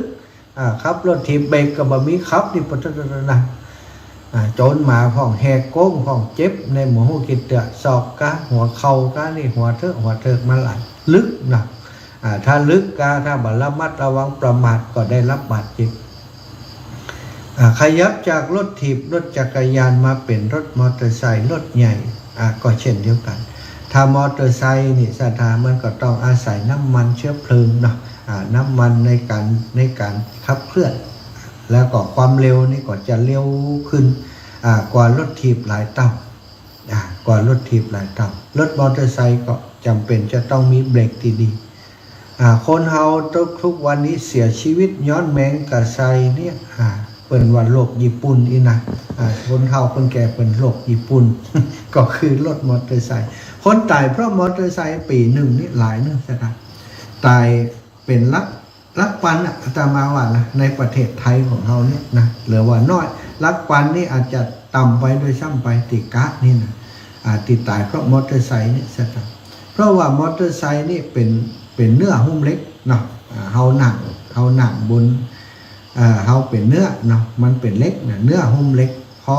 โจนกันกานี่ซะบางคนนี่ประมาทบ่มีหมวกกันน็อกบ่ได้ใส่หมวกพอโจนปุ๊บก็กระเด็นตกลงไปเอาหัวโมงตวบเรียบร้อยนะเอาเหี่ยพึ่นนะแล้วถ้ารถบ่มีเบรกสถานลองขึ้นพอถ้าขี่มอเตอร์ไซค์แล้วมีเบรกก็ไอ้อย่างจะเกิดขึ้นเนาะแล้วก็ความประมาทเนี่ยทำให้คนที่ขับขี่ยวดยานต่างๆนี่ประสบอุบัติเหตุเสียชีวิตนี่นักหลายมอเตอร์ไซค์ถ้าประสบอุบัติเหตุนี่มีโอกาสเสียชีวิตสูงพอเนื้อหุ้มเล็กสถานบ่มีเข็มขัดนิรภัยอย่างสักอย่างต้องระมัดระวังให้สูงคนที่ประมาทก็ต้องสังเวยโดยชีวิตโดยความสูญเสียส่วนถ้าเป็นรถใหญ่ขึ้นมารถเก๋งก็ดีรถอย่างต่างๆใหญ่ขึ้นมานี่ยิ่งรถวิ่งเร็วตัวใดยิ่งจะมีระบบห้ามเบรกนักเท่านั้นสถานคนทั้งหลายในยุคปัจจุบันนี้ส่วนใหญ่เนาะบ่ได้ใจการเดินการไปที่ไหนส่วนใหญ่จะใจรถใจเรือเป็นพาหนะเป็นเศษส่วนใหญ่การใจรถใจรางในการเดินทางนี่สิ่งสำคัญสถานจะต้องมีความระมัดระวังในการขับขี่อยู่ตลอดในการขับขี่ต้องมีสติในการขับขี่ต้องบ่ประมาทในการขับขี่แล้วก็การขับขี่การเดินทางนี่ต้องมีการเตรียมความพร้อมในการเดินทางทุกอย่างทุกประการขึ้นรถไปถ้าเป็นรถใหญ่ต้องใส่เข็มขัดขาดเข็มขัดนิรภัยถ้าเป็นรถน้อยรถเครื่องรถจักรยานก็ต้องมีหมวกกันน็อกป้องกันการเวลาเกิดอุบัติเหตุแล้วก็ขับขี่ตามกฎหมายกำหนดนี่อย่างมีรถเนี่ยรถมันวิ่งในบางรถบางคัน200ปลายบางคันที่รถสปอร์ตเนี่ย500ก็มีสถาน500 กม.ต่อชั่วโมงเนี่ยซึ่งเป็นอัตราความเร็วที่พอหิมะ เวลาเขาวิ่งยิ่งรถที่มันวิ่งเร็วได้ต่อใดระบบห้ามล้อจะต้องยิ่งดีได้เท่านั้นที่อาตมานำเรื่องการขับขี่เรื่องรถเรื่องรามาก็เพื่อจะคือศรัทธาได้มองเข้ามาหันว่าในชีวิตของคนเฮาทุกวันนี้เนาะเฮาทำกิจกรรมอะไรยังก่อนแล้วแต่ศรัทธาญาติโยมที่เฮาดำเนินชีวิตในแต่ละวันบางคนนี่มีปัญญามีความรู้มีความสามารถมีความรู้ความสามารถในการทำงานอย่างต่างๆก็ทำการต่างๆเหมือนกับมีภาชนะมีพาหนะที่มันรวดเร็ว ทำงานโดยความรวดเร็วการทำงานโดยความรวดเร็วก็ดีอย่างต่างๆก็ดีนี่บางครั้งศรัทธาญาติโยมเขาลืมมองถึงปัญหาที่จะเกิดขึ้นถึงปัญหาที่จะเกิดขึ้นบ่มีใจยะอย่างบ่มีสติบ่มีห้ามล้อ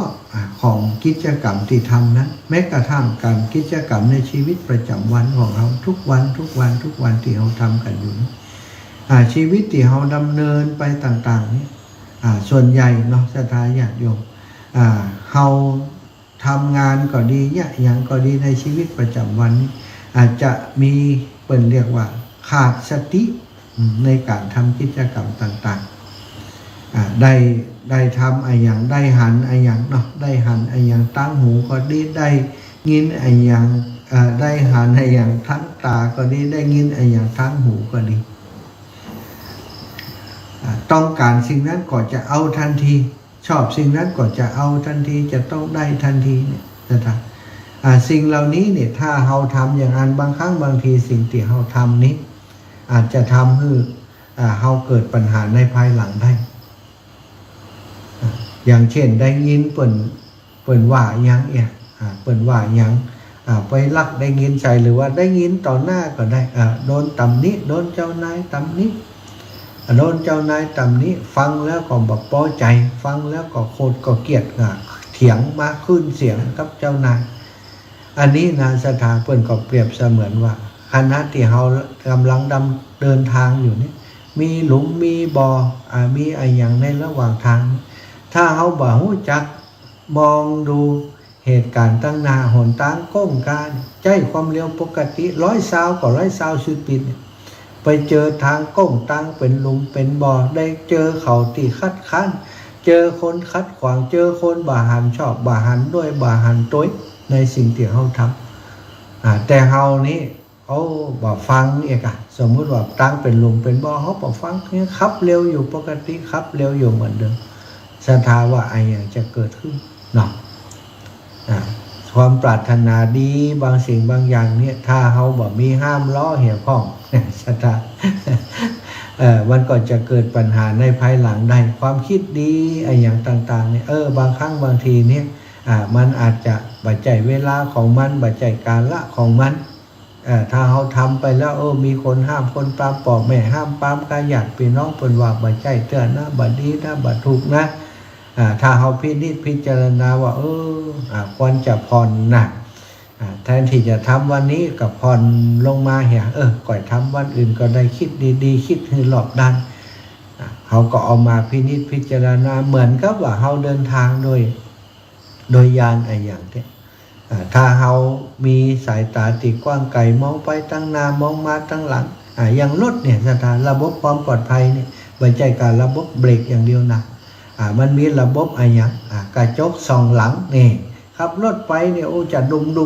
อย่างเดียวไปบ่สนใจตั้งหลังก็บ่ได้นะบางเตือนรถ3 เลน 4 เลนไปขวางอยู่เลนขวาเนี่ยรถมาตั้งหลังเปิ่นเดือดร้อนเนี่ยบ่ฟังผ้าฟังผีเปิ่นบีบแต่มาตั้งหลังรถหวอมาตั้งหลังรถเปิ่นขอตังค์มาบ่ได้สนใจนะครับปูเล่งไปกินลมชมวิวไปอันนี้ก็บ่ใจมันต้องมองเปิ่นห้องว่ามีกระจกมองหลังก็ต้องมองค่อยมองตั้งหลังตลอดการขับรถไปนี่อย่างเขามองตั้งหลังเขาจะได้รู้ว่าเขารถกันหลังเนาะเขาขวางเปิ่นโลดเขาก็ลบแอบทางซ้ายไปบางคนก็เกินไปสถานเพิ่งแบบใส่พอหน้าพอหลังพอจะไปทางซ้ายก็พอกระจกซ้ายพอทางซ้ายว่ามีรถมาก็จะวิ่งแล่นมาก่อพอทางขวาจะมีรถมาก่อจะไปทางซ้ายจะขยับทางขวาต้องคอยดูแลตึงหน้าตึงหลังและที่สำคัญก็คนที่นั่งรถไปด้วยกันก็อู้จากันพ่อนั่งอู้นั่งจาไปสมมุติว่ามีครอบครัวพ่อแม่นั่งรถไปตัวนี่ก็พอกระจกหลังพ่อแม่อยู่ดีสบายก็มันใจเปิ่นนั้นจะหักจะนี่อย่างตั้งหลังกะอึกคันตัวกับหูเหลืองหูเล้าแล้วต้องพอตั้งหน้าตั้งหลังพอคนสนใจคนที่ไปด้วยกันฟังเสียงคนที่ไปด้วยกันบางครั้งบางทีเปิ่นหันอย่างผิดปกติได้ยินอย่างผิดปกติเปิ่นได้บอกได้เตือนเขาก็จะได้รับฟังมาแก้ไขให้ทำให้การเดินทางของเขาปลอดภัยชีวิตของคนเขาก็เหมือนกันนะสถานเหมือนกับเขาขับรถกันนึงถ้ามีเป็นหัวหน้าครอบครัว ก็จะต้องดูแลคนที่อยู่ด้วยกันในครอบครัวนะเป็นผู้นำครอบครัวขับรถไปยังเป็นพ่อเป็นแม่เป็นปู่ย่าตายายก็เหมือนกับคนขับรถของครอบครัวนะอีพ่ออีแม่ทั้งหลายบางเตือเขาขับไว้ฮือลูกฮือหลานครับคณะที่เขาขับก็ต้องพอด้วยบางเตือประสบการณ์ในชีวิตเขาน้อยบ่มีประสบการณ์ในการดำเนินชีวิตต่างๆบ่มีประสบการณ์ในการขับรถเฮาเคยขับมาก่อนเฮาฮู้ว่าโอ้ทางเส้นนี้เป็นอย่างไรทางตั้งนามันโค้งนะทางตั้งนามันมีหลุมมีบ่อนะสถานทางตั้งนามีอุบัติเหตุบ่อยนะเฮาเคยผ่านมาก็บอกเขาบ่ใจหนังดักชื่อคือปล่อยมันเดี๋ยวมันตายถึงเบิ่นถึงตัว เฮาครับเฮาก็ต้องฟังคนต่างข้างคนที่เป็นพ่อเป็นแม่บางครั้งก็เงียงหูฟังลูกบ้างติดไปด้วยกันในรถลูกบางครั้งมันจะหันสิ่งดีๆสายตาเขาดีกว่าเฮาลูกเขาพ่อระวังตั้งหน้าหน้าหมานะเขาได้หันกับฟังอันนี้ศรัทธาญาติโยมในการดำเนินชีวิตคนเราจะมีความสุขใดต้องคอยระมัดระวังในการดำเนินชีวิตใจพาหนะใจการเดินทางทำอะไรยังก่อนแล้วแต่ในชีวิตประจำวันสิ่งสำคัญต้องแบบประมาทแบบประมาทจะไปประมาทขึ้นรถเนี่ยน้ำมันจะต้องเต็มจะต้องเพียงพอระบบเบรกระบบคัดระบบล้อยางในการดำเนินชีวิตก็เหมือนกันต้องแบบประมาททุกเรื่องทุกราวคนที่จะร่วมเดินทางกลับไปกับเราต้องมีความปลอดภัยต้องแบบมีความเสี่ยงหรือว่าเสี่ยงน้อยที่สุดเท่าที่จะเป็นได้เพราะคนทั้งหมดคือคนที่เฮาฮักบางทีคนในครอบครัวนี่อยู่ด้วยกันถึงวันนั่งรถไปด้วยกันเนี่ยสถานบอกปากหอกกันเลยบอกอู้จากันเลยหันมาตัดหน้าก็บอกหันลุงมันบอกก็บอกมันก็บ่ใจแล้วเนาะนี่คือชีวิตขอเปรียบเทียบโดยการเดินทางโดยการมีพาหนะศรัทธาญาติโยมรายละเอียดมีเยอะแยะนะแต่ว่าก็ขอส่วนย่อยเส้นเต่าอีศรัทธาเอาไปคิดพินิจพิจารณาถ้าเปรียบว่าเขาเป็นคนขับรถของครอบครัวหรือว่าเปรียบเสมือนว่าโดยสารไปในรถคันนั้นเขาต้องการให้รถเขาปลอดภัยเขาควรจะทำอย่างไรลองพินิจพิจารณาดูเนาะลูกหลานอยู่ในครอบครัวอยู่ในรถกันเดียวของกับเขาเนี่ยถ้าเขาขับรถเขาก็ต้องดูแลความปลอดภัยของเขาถ้าเขาขับรถเขาก็ควรจะบอกเขาโดยประสบการณ์ที่เขามีอยู่ปรึกษาหารืออูจากันดีๆมีปิยวาจาต่อกันนั่งรถกันเดียวกันไปใส่กันงอนเดี๋ยวก็เครียดเพราะเครียดก็ขับรถชาวือขับโดยความเร็วเดี๋ยวก็ตายหมู่เนาะชีวิตครอบครัวของเราก็เหมือนกันอยู่ด้วยกันสื่อสารกันอูจากันเป็นพ่อเป็นแม่เป็นปู่ย่าตายายนี่สำคัญที่สุดสถานเหมือนกับหางเสือของครอบครัวเหมือนกับหางเสือก็คือที่เปิ่นใจในการดัดบังคับให้เรือแล่นไปตั้งไหนเนี่ย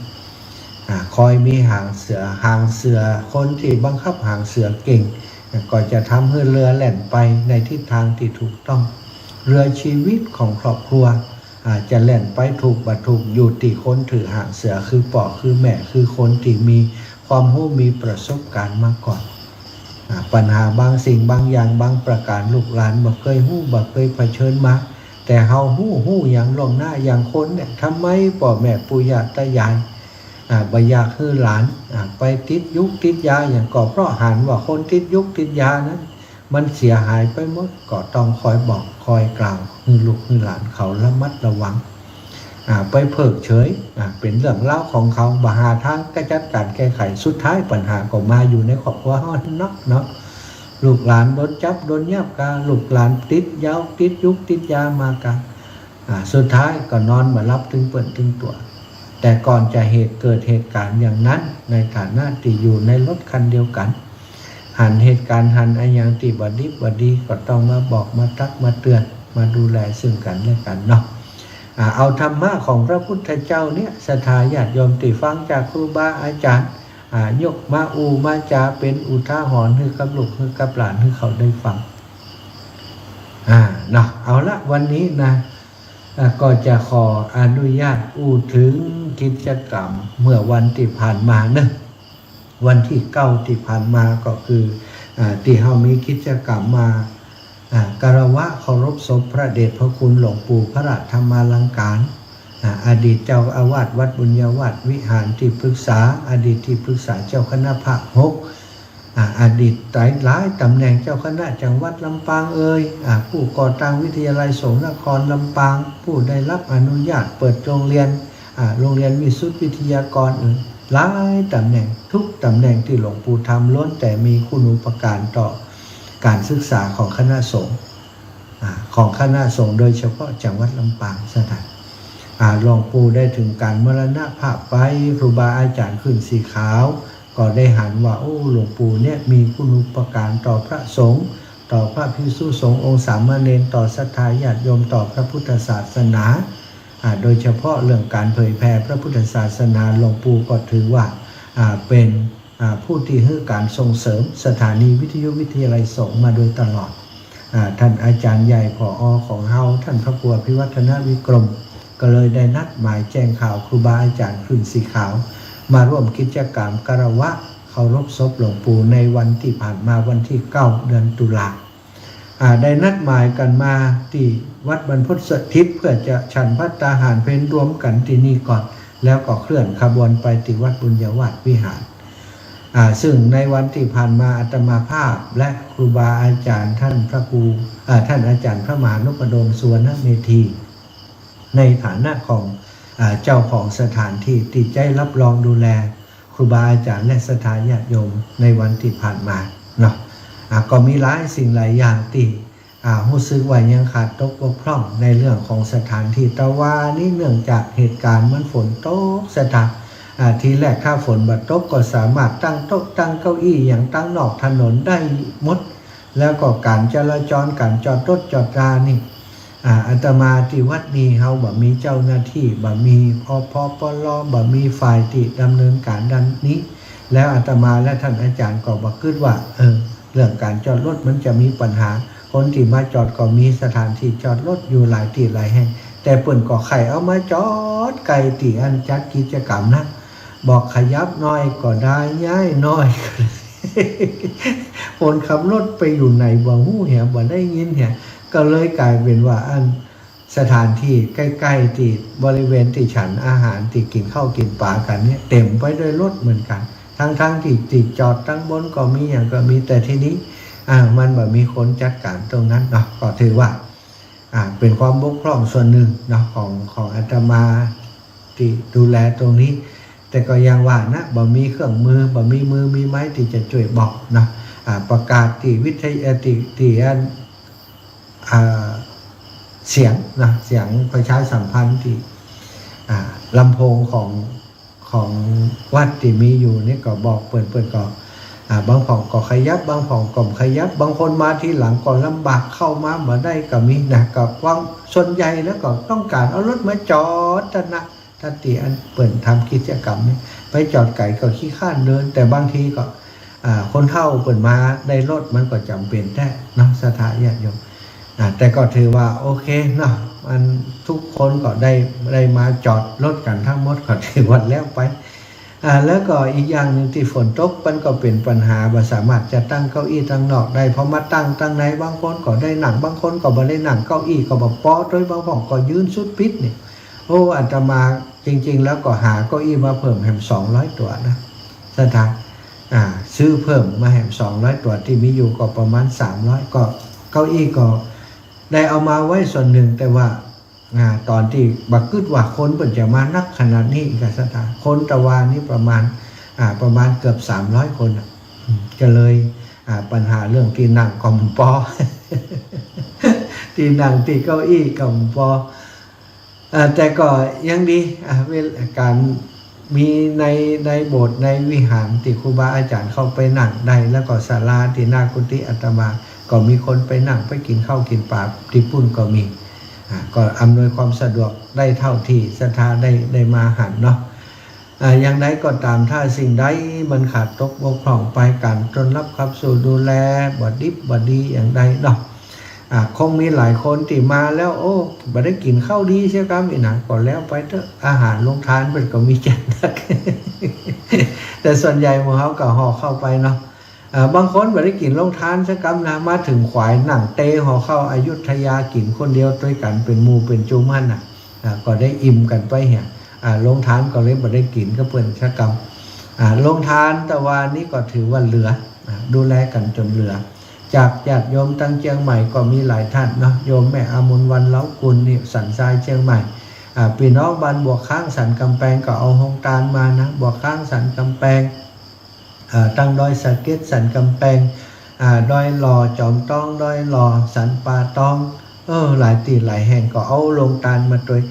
บ่เอาลงทานมาก็เอาอาหารแต่ละคนปากันเอาอาหารเตรียมมาดูแลตัวเองกันเป็นที่เรียบร้อยซะทั้งอันนี้คลื่นสีขาวของเฮาไปที่ไหนนี่ส่วนใหญ่นี่อย่างน้อยก็ได้กินละได้กินของตัวเก่าละ บางบ่ก็ห่อไปเผื่อเพิ่นด้วยเนาะแม่ย่าเดือนเพ็ญตะวันก็มาแม่จันเรือนใสก็มาพี่น้องทางเชียงใหม่มาเยอะสถานเชียงใหม่เชียงรายก็มาหลายต้องขอบคุณครับครูบาอาจารย์คลื่นสีขาวของเฮาทุกรูปทุกองค์เนาะท่านอาจารย์ใหญ่เนาะท่านพระครูสุเมธธรรมเสวีท่านอาจารย์พระครูกัลยาณประโมทพระอาจารย์พระครูสถิตสารคุณอาจารย์ท่านพระครูสังวรศิลาภิลักษ์ท่านอาจารย์พระครู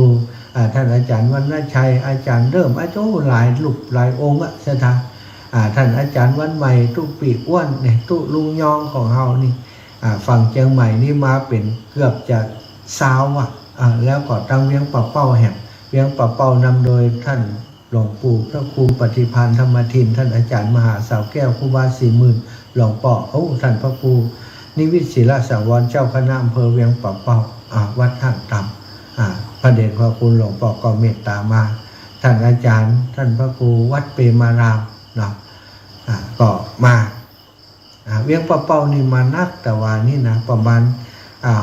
5-6 กันรถตู้สถานของโยมแม่จิรพันธ์โมป้อนี่ตะวานี่มา2 ตู้พร้อมกับพี่น้องทางวังเหนือนี่มีชมรมผู้พิการอำเภอวังเหนือเนาะที่น้องเจ้าขุนแม่ปราณีวัฒนาสวัสดิ์เนี่ยเป็นอาศัยอยู่ที่ฮั่นก็มาร่วมกิจกรรมด้วยกันตะวานี่เจ้าขุนมาปักต้นพระป่าได้หลายเพิ่นขายเพิ่นเอาเนี่ยก็ถุงเนาะถุงขาวถุงผ้าขาวเนี่ยมาคือศรัทธาทั้งหลายเปิ่นปูจาแล้วแต่เปิ่นปูจาต่อใดเปิ่นปูจาได้ปุ๊บเปิ่นปูจาเอาไปเปิ่นก็เอาไปปักต้นเงินพระป่าหมดก็อนุโมทนาบุญกับแม่โดเนาะปราณีวัฒนาสวัสดิ์และเจ้าขุนเนาะแต่ว่ามาร่วมบุญตัวแล้วก็ศรัทธาทุกที่ทุกแห่งเป็นน้องแม่อาจารย์เวียงป่าเป้าของเฮาเนี่ยทุกท่านทุกคนนะปอน้อยปอนานปออาจารย์หมู่เฮาหลายคนถ้าเอ่ยน้ำไปแล้วมันจะตกหล่นศรัทธาขอทะลุไปแล้วกันเนาะเอาแต่เก้าก็พอเนาะ หลวงปู่พระครูปฏิภาณธรรมทินหลวงปู่พระครูนิวิตศิลสังวรท่านอาจารย์มหาครูบาแล้วก็ศรัทธาญาติโยมที่เป็นหัวหน้าคณะแม่จิรพันธ์เนี่ยหมู่นี้เนาะถือว่าเป็นลักเป็นผู้นำปนานนัชวินปนานต่างๆก็ป้ากันมาอันนี้ก็ต้องขอบคุณเนาะพี่น้องตั้งแม่แตงก็มาแม่ทองคำพรหมมินทร์น้องพันนิตาเขาเนาะตั้งดอยหล่อนี่มานะดอยหล่อกับสันปัดตองตั้งองค์ขลงในเมืองก็มาหลายดอยสะเก็ดสันกับแปงทุกที่ทุกแห่งและที่สำคัญก็คือแผนกต้อนรับคนลำปางเขาทุกคนเขื่อนสีขาวลำปางทุกคนถือว่าเป็นเจ้าบ้านเป็นเจ้าของสถานที่เป็นฝ่ายต้อนรับขับสู่ดูแลเขาก็มีโฮมตานคือกับอีปอยอีแม่เปิ่นได้กินได้บริโภคตลอดถึงได้ถวายครูบาอาจารย์ได้ฉันภัตตาหารพื้นเมืองลำปางของเขาโต๊ะของพระสงฆ์สถานซ้อนมือป้อมได้อาหารจะกินอันตั้งหลุมต้องยกอันตั้งบนขึ้นเขาเอาซ้อนกันเพราะมันนักมีตีวางเต็มโต๊ะสุดปิด2 โต๊ะยาว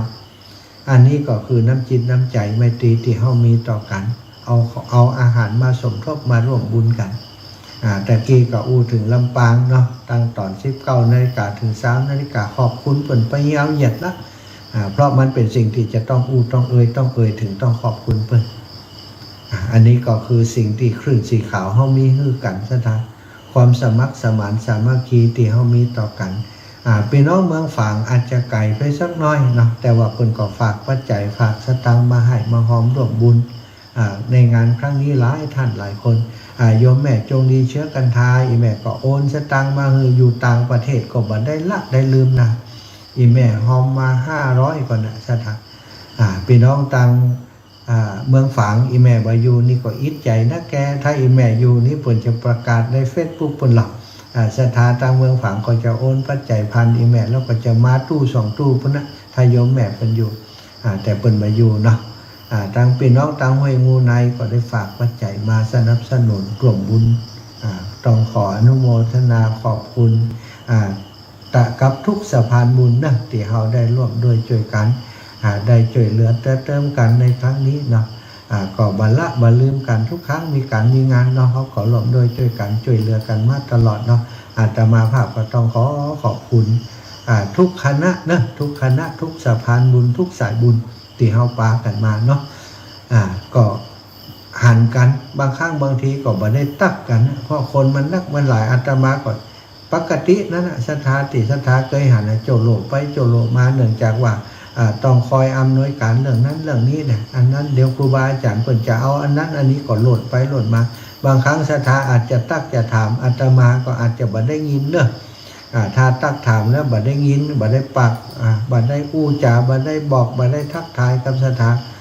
ก็ต้องขอสุมาอภัยอาตมาปกติเหมือนเดิมบ่ใจเป็นคนยิงคนยศคนซักหยังอู้จาพร้อมที่จะอู้จะจาจะสื่อสารจะสนทนากับศรัทธาทุกท่านทุกคนเนาะเอาละเนาะเวลาก็ตอนนี้21 นาฬิกา 45-46 นาทีแบ่งเวลาให้ศรัทธาโทรมาให้กำลังใจกันพร้อม0808844173 0808844173พี่น้องเมืองปานแจฮมเชียงไฮ้เวียงป่าเป้าพี่น้องตังเมืองแปะเมืองหนันเนอะ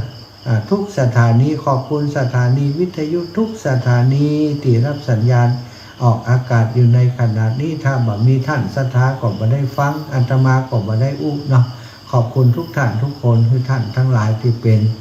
เจ้าของสถานีได้บุญอย่างเดียวกันเนอะอาตมาได้อย่างได้ท่านได้อย่างอันครูบาอาจารย์ได้อย่างได้ท่านก็ได้อย่างอันเพราะท่านเป็นคนนำสารไปส่งถึงบ้านถึงจองของศรัทธาทั้งหลายเนาะหลวงพ่อมาก่อนเลยเหรอหลวงพ่อกฤษจำแม่นจ้านี่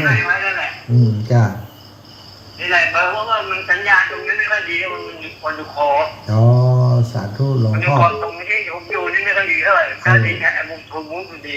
หลวงพ่อสบายดีเนาะหลวงพ่อกฤษพอเป็นอย่างนั้นนะกอกแกกกอกแกพุทธอุทยานเชียงใหม่คุณแม่จำนักแกวิท่านเก่งเนาะใช่จ้าเก่งมากๆเลย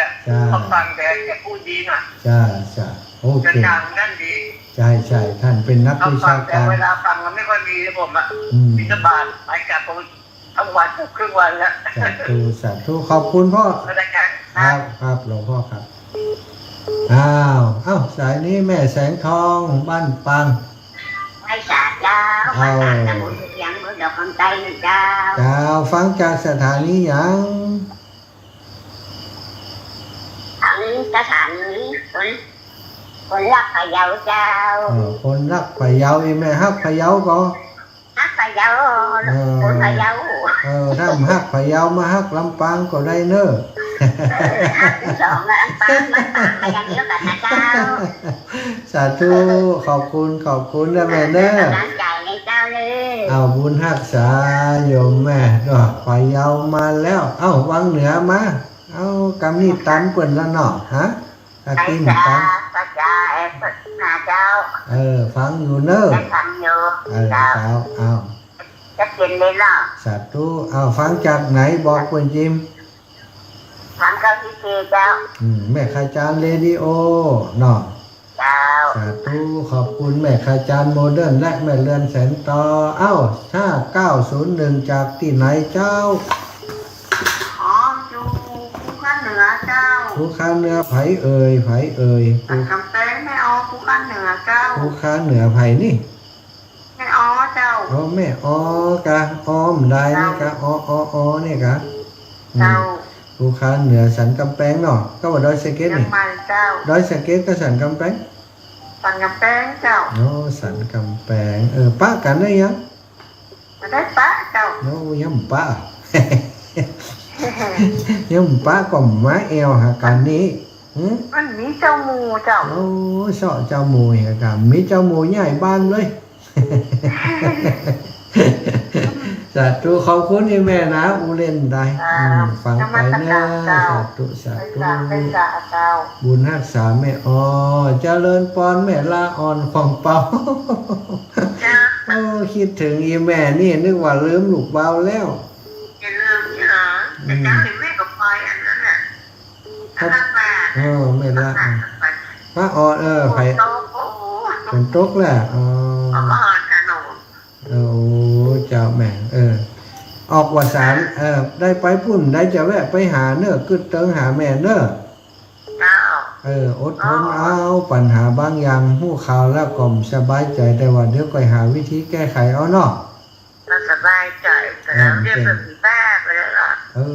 นะเอาว่ามันไม่ พริกมากินเหล้าแล้วก็เป็นอู้มาแล้วตั้งมอก4 โมงมาถึงมาเดียวนี่มันยังอ่ะ อินดูแต่วิ ถ้า บา ปล่อย ก มาฆ่ามันมาเลยมันหมกหัว วิบากเปิ่นอินดูเปิ่นแต่เขานึกว่าจะป้นนะอีแม่ ถ้าน่าแน่ดีใจเราคนนั้นจะดีอกดีใจ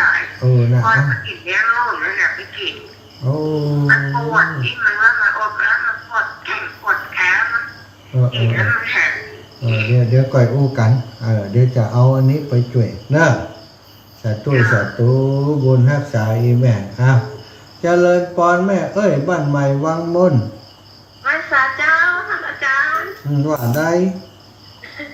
แต่ว่าได้ไปที่เปิดสกัมเจ้า น่าจุกันนะครับ ก็ได้หลงไปหาแม่ตอนนี้สกัมอ่ะ นั่น อนุโมทนาสาธุโดยอันนั้นเจ้าเนอะ เอาเกินหนึ่งเนอะ จะได้ว่าท่านอาสาของเจ้า สาธุบุญรักษา จารย์เนอะไว้สาเจ้า บุญรักษาเจริญปอนคนตั้งใดแบบวิอินนี่ คนรู้เสมอนะ คนเสมอกะ คนรู้เสมอฟังเสียงหวาน ฟังเสียงเรา ดีเดี๋ยวนะเจ้า อารมณ์ดีขอบคุณหลายๆแม่วิอิน90หยัง90.25แม่วางแม่วางเรดิโอขอบคุณสถานี 90.25เนอะ สาธุนะเจ้าเป็นกำลังใจนะเจ้า บุญรักษาลูกใครรับนั่นเลยตาย่อนนั่นน่ะแม่วิอินแม่นวลยอดคำปันกำแพงหินแม่ จ้าภาษาเจ้า แม่นวลยอดคำปันกำแพงหินแม่สบายดีเนาะ สบายดีเจ้าเป็นรักล้างหาย กะดีละหายก็ดีแล้วรักษาสุขภาพเนอะ จ้า อากาศ ไปนะที่ได้จนเมื่อละมันได้ไปไหนฝนกระทบเจอเจ้า อากาศมันชื้นอากาศมันเย็นเนาะปะเมียงเนาะแม่เนาะ จ้าตกจนวันนี้กับวันเสาร์นั่นแหละ ห่มผ้า2-3 ผืนบ่กะ 2 คืนเจ้า มันเย็นมันหนาวดูแลสุขภาพเนอะ จ้า สาธุนะพยายามใส่ถุงเท้านอนเนอะสาธุเจริญปอนแม่สายทองบ้านโฮง ยัง ละ ไม่ ปู สั่ น เจ้าเลยจนแสงทองส้มตำแต่เจ้าเลย แม่แสงทองแม่สายทอง เจ้า97.5เนี่ยเพราะนั้นฟังไปไว้ดับไปเลยเนี่ยไว้เนี่ยเดี๋ยวเปิดสายเนี่ยจะได้ยินสกำล้อ กะเจ้า เจ้าเป็นกำลังใจนะเจ้าเป็นนะเจ้า นี่แม่ฟังจากไหนก็98กะ เข้าที่8.75เลยเจ้า 75ห้วยตองซักเนาะห้วยตองซักจ้า วันนั้นหมายถึงว่าอันที่ท่านบ้างผู้ป่วยน่ะคนว่าสุขีอัตนางบริหารรันตุจะไปคิดการบริหารกายจะได้สบายในเจ็บป่วยไข้มันทำกุศลสวดมนต์กันไหว้การพิจารณาจากค้านเนี่ยที่เปิดใจใช้เงินล้านของคุณหมู่บ้านใดๆสุขทุกที่แต้มอยู่ที่ใจหาได้เท่าไรพอใจกับหาจ้า จ้าดีขอบคุณเนอะแม่เนอะครับ ตุเจ้ากับวัสาเจ้า น่ะคำบทคำกรดีตึงนั้นนี่แม่พิมพ์ได้แล้วเจริญปอนอีป่อป้อน้อยสมเพชจ้า ครับผมสมเพชนะครับมัน ปันท่าวังผาเนาะแม่นก็ ผมเลี้ยงร้านนี่ทำติดแต่ของฝา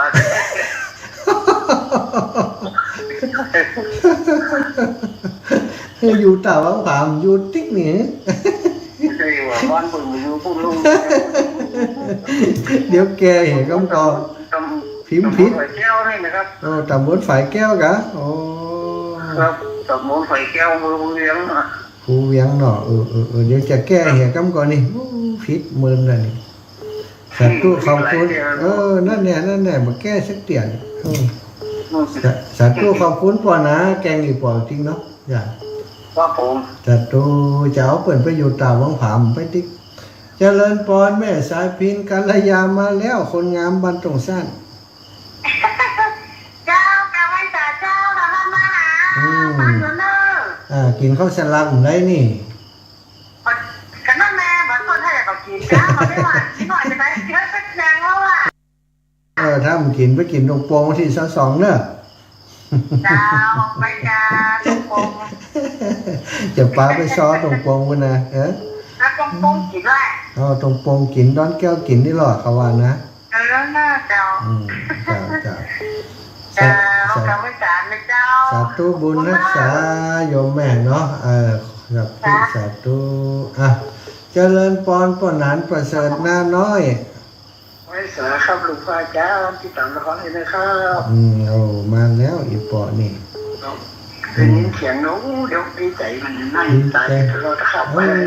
สาธุหันลูกแล้วลูกหันหน้าแล้วลูกเนาะ เอาครับอันทางทราบแบบนะครับ อีน้องอยู่กรุงเทพมาแต่ก้าวังนี่ เดี๋ยวยังประเด็นว่าจะเข้าปุ่นนอกจุกอยู่ไม่นอกอยู่ไม่ใช่น่ะ อีน้องนะเราลึกถึงเรา ข้าวของอยู่ที่มีทุกโอ้ชัดเจนดีนะครับสาธุเราเป็นที่ท่านเราคิดกันเขาเทศมันเนาะมันนะกะเปิดโอกาสให้เปิดได้มีโอกาสศรัทธาได้มีโอกาสหน่อยเนาะก่อนเนาะ ครับมันทำง่ายครับโอ้ยสาธุได้ง่ายครับบุญทักษาปอนเนอร์กำลังใจนะครับขอมาดูไปอยู่เย็นเป็นช่วงนี้ผมลงทุนลงใส่ต่อกระป๋องดอกไปครับสาธุปอแม่บัวคำท่าจ้างเป็นสายสุดท้ายจากเวียงหนองล่องเจริญปอนโยมแม่ภาษาเจ้ายมแม่หัวคำพระเจ้าในหนองล่องเจ้าแม่ฟังเนอฟังเจ้าลูกตรงตาก็ตูเนอดีแล้วห้วยตองซักเนาะสายอื่นๆพักก่อนเนอจ้าตัดเลยปอนแม่อุไรวันธรรมะขันแข็งฮับตัวนี้ปั่นปอนตัวนี้เนอแม่สีนวลที่อันจากตั้งลายนั้นบัดได้ยินแล้วเนาะขอบคุณทุกเสียงทุกสายที่โทรมาแจ้งการรับฟังโทรมาให้กำลังใจเนอะขอความสุขสวัสดีบังเกิดมีแก่ศรัทธาญาติโยมทุกท่านทุกคนจัตตารโอธรรมาวะทันติอายุวันโนสุขังพระลาแม่อุไรวันหมดเวลาเสร็จแล้วเจ้าขอบคุณแม่เนอะ